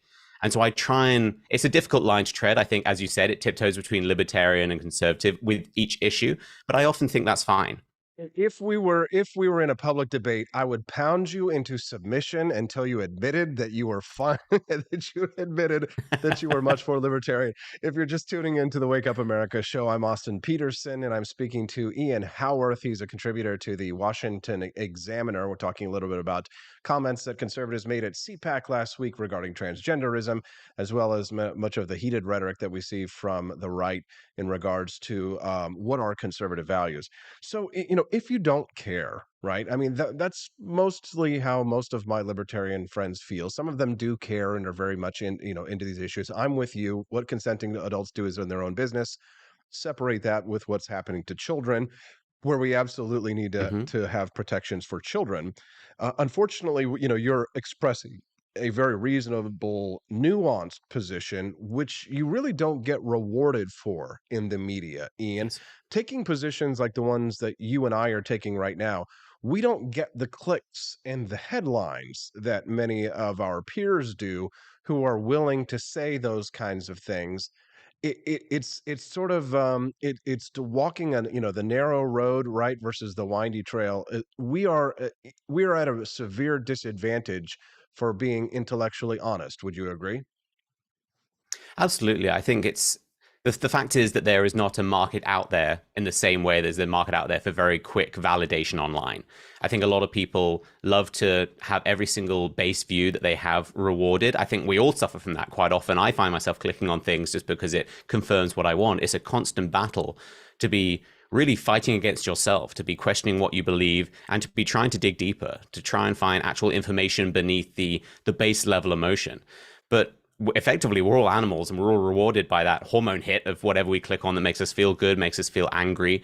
And I talk about this quite often, that there's a reason that both sides push anger, they push rage, they push these same few stories that get people really angry, because it gets those clicks, it keeps the cycle going. It's very profitable. If people weren't getting paid for ad revenue, the media space would not be the same. And I think it's something that needs to change. But I also think a lot of it is on us as consumers. It's on us to decide that we want to make that conscious decision to seek out more information. Because media companies are making money hand over fist over this. Why would they change? I think, yes, some of them are pushing good ideologies, some of them are pushing bad ideologies, but they're businesses, the heart of it. And so I think it's down to consumers. That's often something conservatives say, is it's down to the consumer to actually decide whether or not you want a product. And so if we want to change, we have to be seeking out individuals or companies that are maybe providing that. But again, it's more effort. And ultimately, I think a lot of people are lazy. I'm lazy quite often. And so I think that's the problem, is it's a constant battle with ourselves, and fighting yourself is very, very difficult. Yeah, it is fascinating how the forces of the marketplace come in here in regards to what it is the public wants. See, I've been in the media for all of my life, and I'll say that the problem with the media that most people don't understand is that we get the media that we pay for, which quite often is free, right? And that we're not paying for it at all. And the media exists to serve the wants and needs of its customers. And so we as the consumers of this media, with our clicks, with our views, with our downloads, we are supporting the kind of media that we want to see. And it's funny, working the libertarian spaces I do, it's a lot of eggheads, mostly nerds and things like that, the type of people that I hang around with, interested in economics and textbooks and things like that, typically, right? Largely. And there's these stated preferences versus the revealed preferences. I'm not sure if you're familiar with this concept, but just very briefly, people will tell you they want hard-hitting international news stories, unbiased coverage. But what they actually click on is the tabloids, right? The Kylie Jenner, the Kim Kardashian stories, right? The ass on Instagram picture and things like that. So, I mean, we're dealing, when we're talking about reforming the media, I mean, we're not talking about reforming just like corporations or institutions. We're talking about reforming human nature here, Ian. It's a much bigger challenge than we could at first blush. Yes, and I also think we need to remember that the people who are actually consuming political information are actually quite a small minority. I think quite often when you're in the Twitter bubble, it feels like the entire world is either on the one side views of the extreme left and one side views at the extreme right. A lot of people are in the middle and simply don't care. They're just watching sports, they're watching movies. They don't really care about politics to the degree a lot of people do. But the United States population is such that there is still a core group of people that you can pander to on both sides and make enough of a living that it's worthwhile. So when you have any of these websites, whether it be on the left or the right, in the middle, really not the middle, I suppose, when they're pumping out content, all you need is, say, 1 million people to keep coming back to your service. You've got great ad revenue. You don't need to be convincing half of the country. You don't even need really a fraction of the country. You just need a key base. And that's what a lot of these media outlets are really pandering to. And that's what you see when people are obsessively covering, for example, anti-Trump stories. Trump is fairly politically irrelevant at this point, but it just gets the clicks because it's all about self-serving revenue stream. And I think, again, it comes down to the consumers of the people who are into politics demanding something different. But there are a lot of people who I think need to wake up to that realization, but also hear conversations like these that are actually critiquing the media a bit in a way that's not self-serving. Because there's a lot of people who say, the New York Times is lying to you, therefore you should believe everything I say, read everything I post, and it's all clickbait. And then you have the New York Times saying, Fox News is all lies, you should read us, you should download our stuff. And I think that's the problem, is that you need to be making these critiques that aren't self-serving to actually make progress, because it's a broad problem that isn't specific to one side or the other. Okay, but in my case, it's actually true. Michael Nip over on the on the live stream this morning says that AP has the best guests, can't be touched by any other show. That's Ian Howorth is definitely one of the best guests. His second appearance here on the show. Ian, is there anything else that you'd like to share with our listeners before we let you go? Maybe where to follow you, or if you've written a piece lately? Anything that you'd like to let us know? Yeah, thank you so much for having me on the show. It's always a pleasure. You can find me on all social media, IG HAWORTH. You can find the videos I put out, which are Off Limits with Ian Howorth. I try and dig into some political and cultural issues, but with a smile rather than getting you all riled up. So if you feel like releasing that pressure valve a little bit, check those out. And you can find out my column at Washington Examiner. They go out once or twice a week. Ian, you really have, in the short time that I've known you, you really have garnered a lot of respect from me, and it looks like my audience as well. We're very grateful for your time today. Thanks for getting up early and joining us on the Wake Up America show.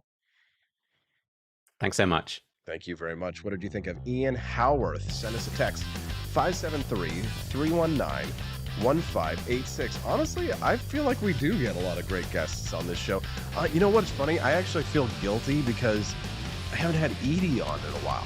And I haven't had Hal Dooley on in a while. The thing is like, now that it's kind of like a national show, there's so many possible guests. Somebody messaged me earlier, was like, you need to get Michael Knowles on the show. I do. I want to get all these awesome people on the show, but how could we not have our 2 segments with Camellia a week? We've got to have Camellia, right, in her regular time.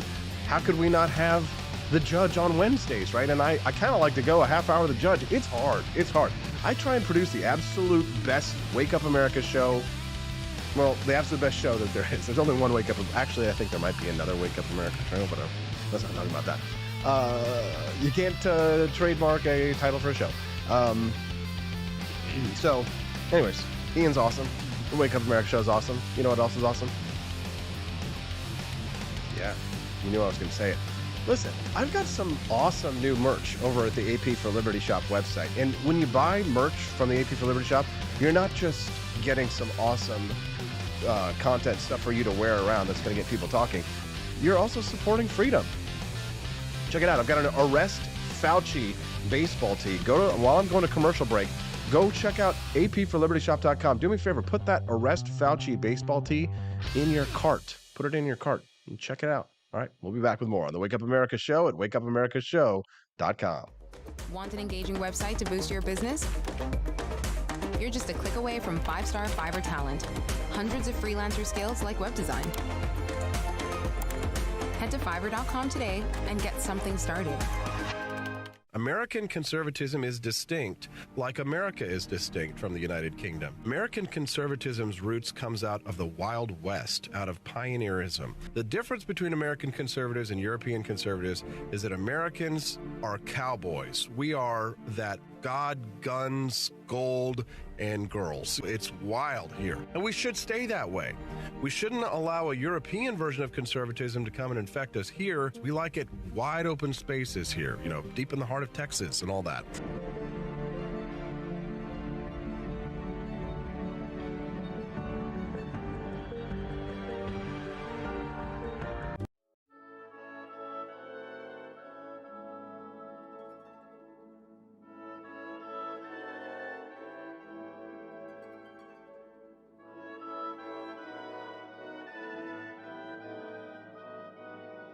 Hey there, it's your favorite Vice President Joe Biden. I wanted to talk to you today about the Wake Up America show, the best source for all your political news and commentary.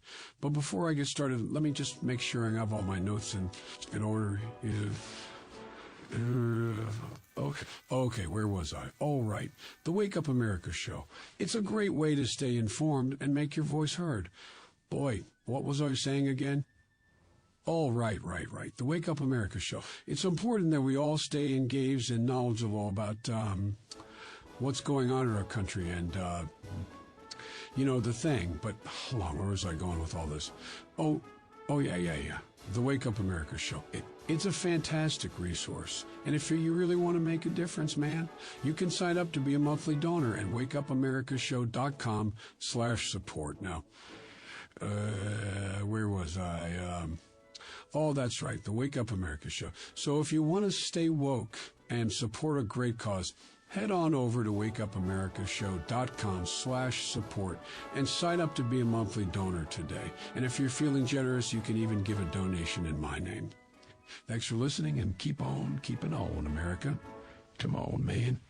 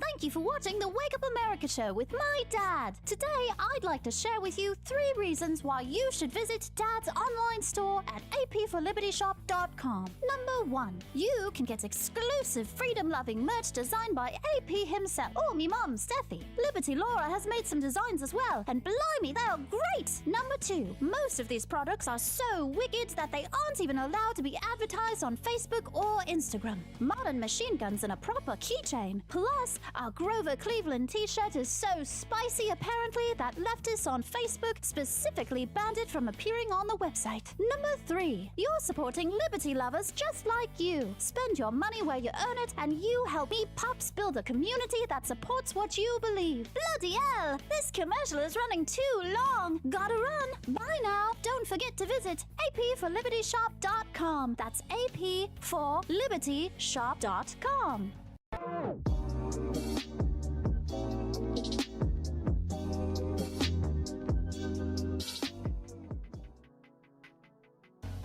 Good morning, Rise and Freedom. I'm Austin Peterson. You're watching and listening to the Wake Up America show at wakeupamericashow.com. We're grateful to have you here today. Have you enjoyed the show?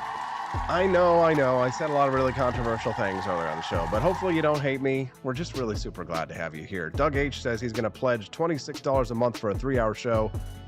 $26.64 doesn't have the same ring as $17.76, but oh well. Doug, I'll tell you what, if we had enough people doing those kinds of pledges on a monthly basis, we would do a 3-hour show, and then I'd have to get myself a co-host for sure, because that would blow my voice out. What do you think? Should we do a 3-hour show? Is that what you want? It's been an absolutely awesome program today. And again, listen, I hope you understand that a lot of the things that I say are very much tongue-in-cheek, especially my foray into blasphemy earlier and things like that. Obviously, I don't expect people to agree with my worldview necessarily, but I think it's important that you sort of know where people come from, right? And how we formulate our opinions and things like that.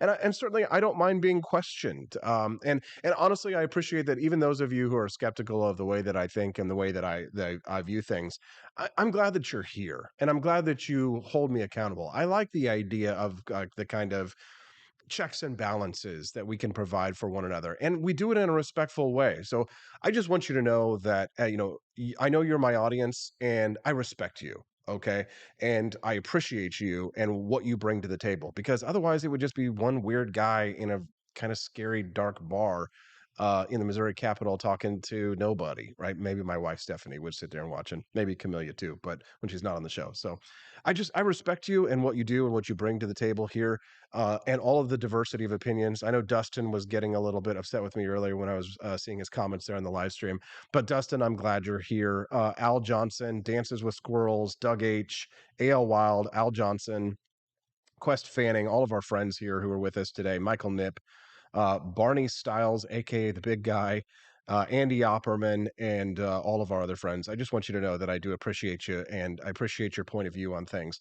Arvold says we respectfully hold different objective morality. Well, I don't know how that works. One of the ways that you can support the shop, if you're not into just doing monthly pledges, which of course you can do to help support the show and grow, and it actually, those monthly pledges that we get, not just the ones here on the show, on the YouTube channel, but the ones, the $17.76 a month Patriot pledgers, you have no idea how much that helps us to sort of have a base to ensure, because here's the thing, the way that the money works in the show is, we get it from advertisers, we get it from the shop, we get it from our monthly pledgers. But when we have those monthly pledgers, I know for sure when I have a certain amount of pledgers that the next month, the Wake Up America show will exist, right? If I didn't have that, and I was hoping that people buy and arrest which way is he? Okay, that way, this way, yes. If I was just hoping that people were buying merchandise, or hoping that I would have enough advertisers like Lear Capital down there, right, it would be a lot more shaky.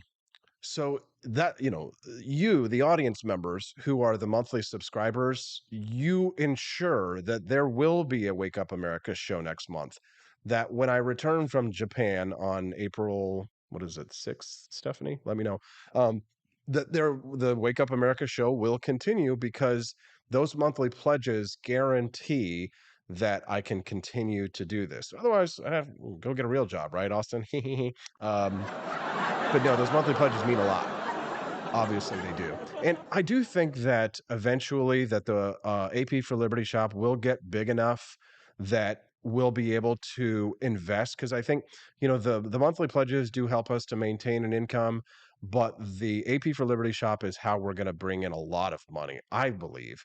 And that way we'll be able to invest in things like documentaries and motion pictures. So we come back April 8th, says Stephanie. Yes, we'll be gone the 25th, and we'll be back on April 8th. It's probably the longest vacation I've ever taken in my life, but super excited about it.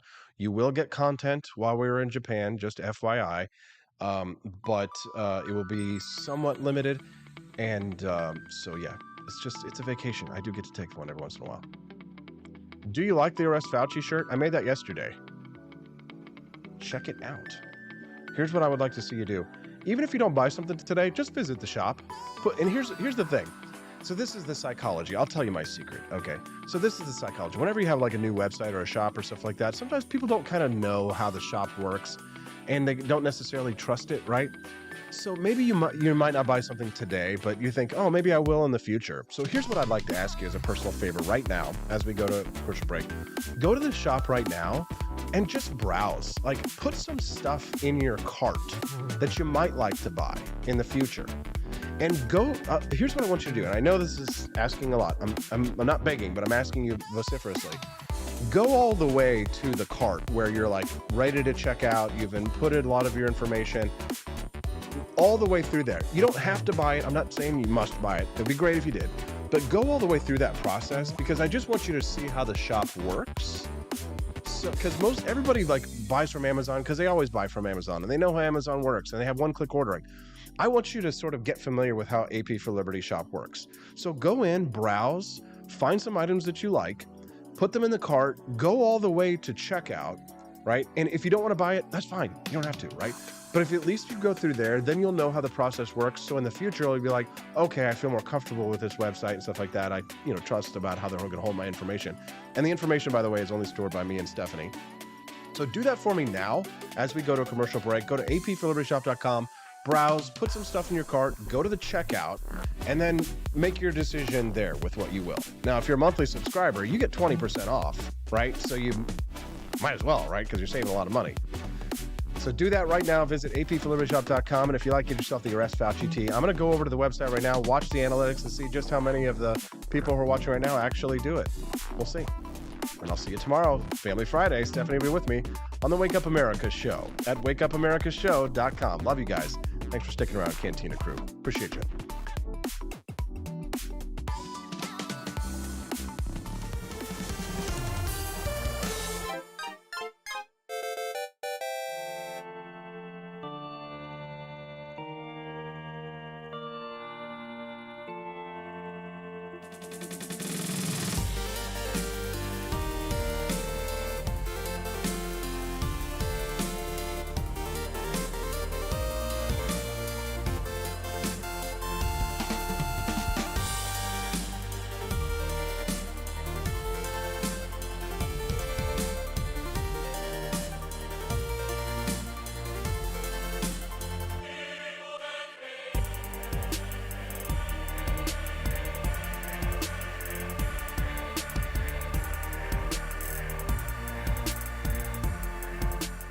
I like shooting things, but whenever I can't shoot something, I like to cut things. My life isn't all about shooting and stabbing and cutting, though. Sometimes I have to do actual work, but when I work, I still like to have fun. And there's nothing less fun than trying to cut with a crappy knife. Thankfully, from the ancient sect of Christian knights, who also loved cutting and stabbing, comes a new implement that has received my personal blessing, the Templar knife. Like the ancient sword of Excalibur, you don't choose a Templar knife, it chooses you. You just decide what kind you want on the website first, however, and then order it online, and then it chooses you. The Templar knife comes in a variety of shapes. As a man of culture and taste, I have decided I will never use a terrible knife again. And thanks to the inspiration provided by this excellent product, I have decided to launch a new crusade against anyone using less than superior knives. Join me, brothers and sisters, by visiting uppercuttactical.com/pages/Templar-knives. That's a lot of slashes. For that, you'll need a Templar knife. For 10% off, use code AP for Liberty and join me in a quest for glory, for liberty, for Christendom, for the Templar knife. Get yours today. Fire.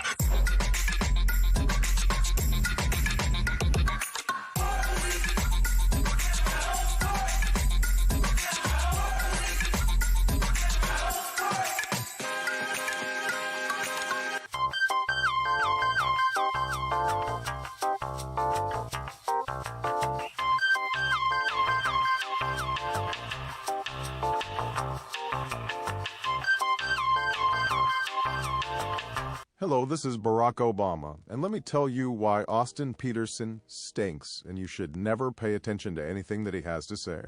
First of all, he's a libertarian, and we all know libertarians are idiots. They don't realize how important government is to everything that we do. I recently became aware that Austin has opened up a libertarian shop at apforlibertyshop.com. Now, I'm asking you as a personal favor to me that you never ever visit apforlibertyshop.com.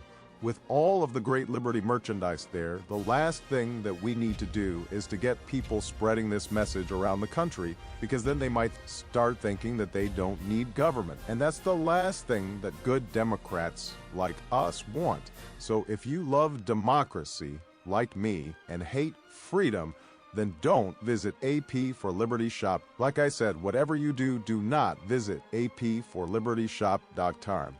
I'm Barack Obama, and I approve this message.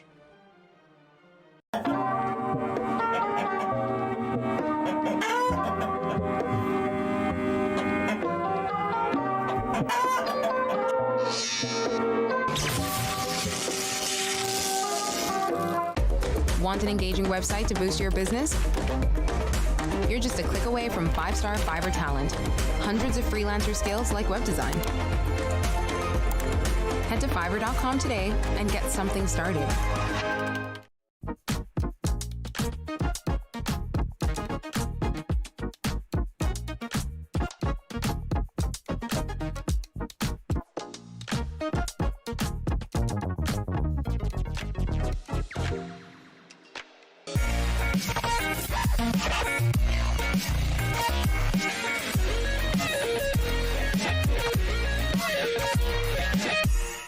When I was in foster care, I never knew when I would have to move, so I always had my suitcase ready to go.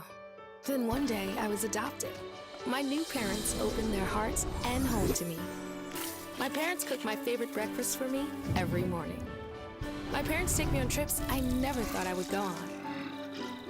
They gave me a home and an even better reason to use that suitcase. My parents aren't perfect, but they're perfect for me. I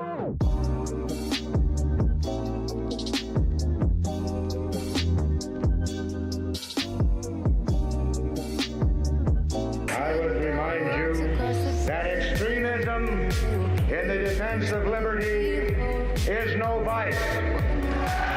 It is better to settle these matters in the courts than on the streets, and new laws are needed at every level. But law alone cannot make men see right.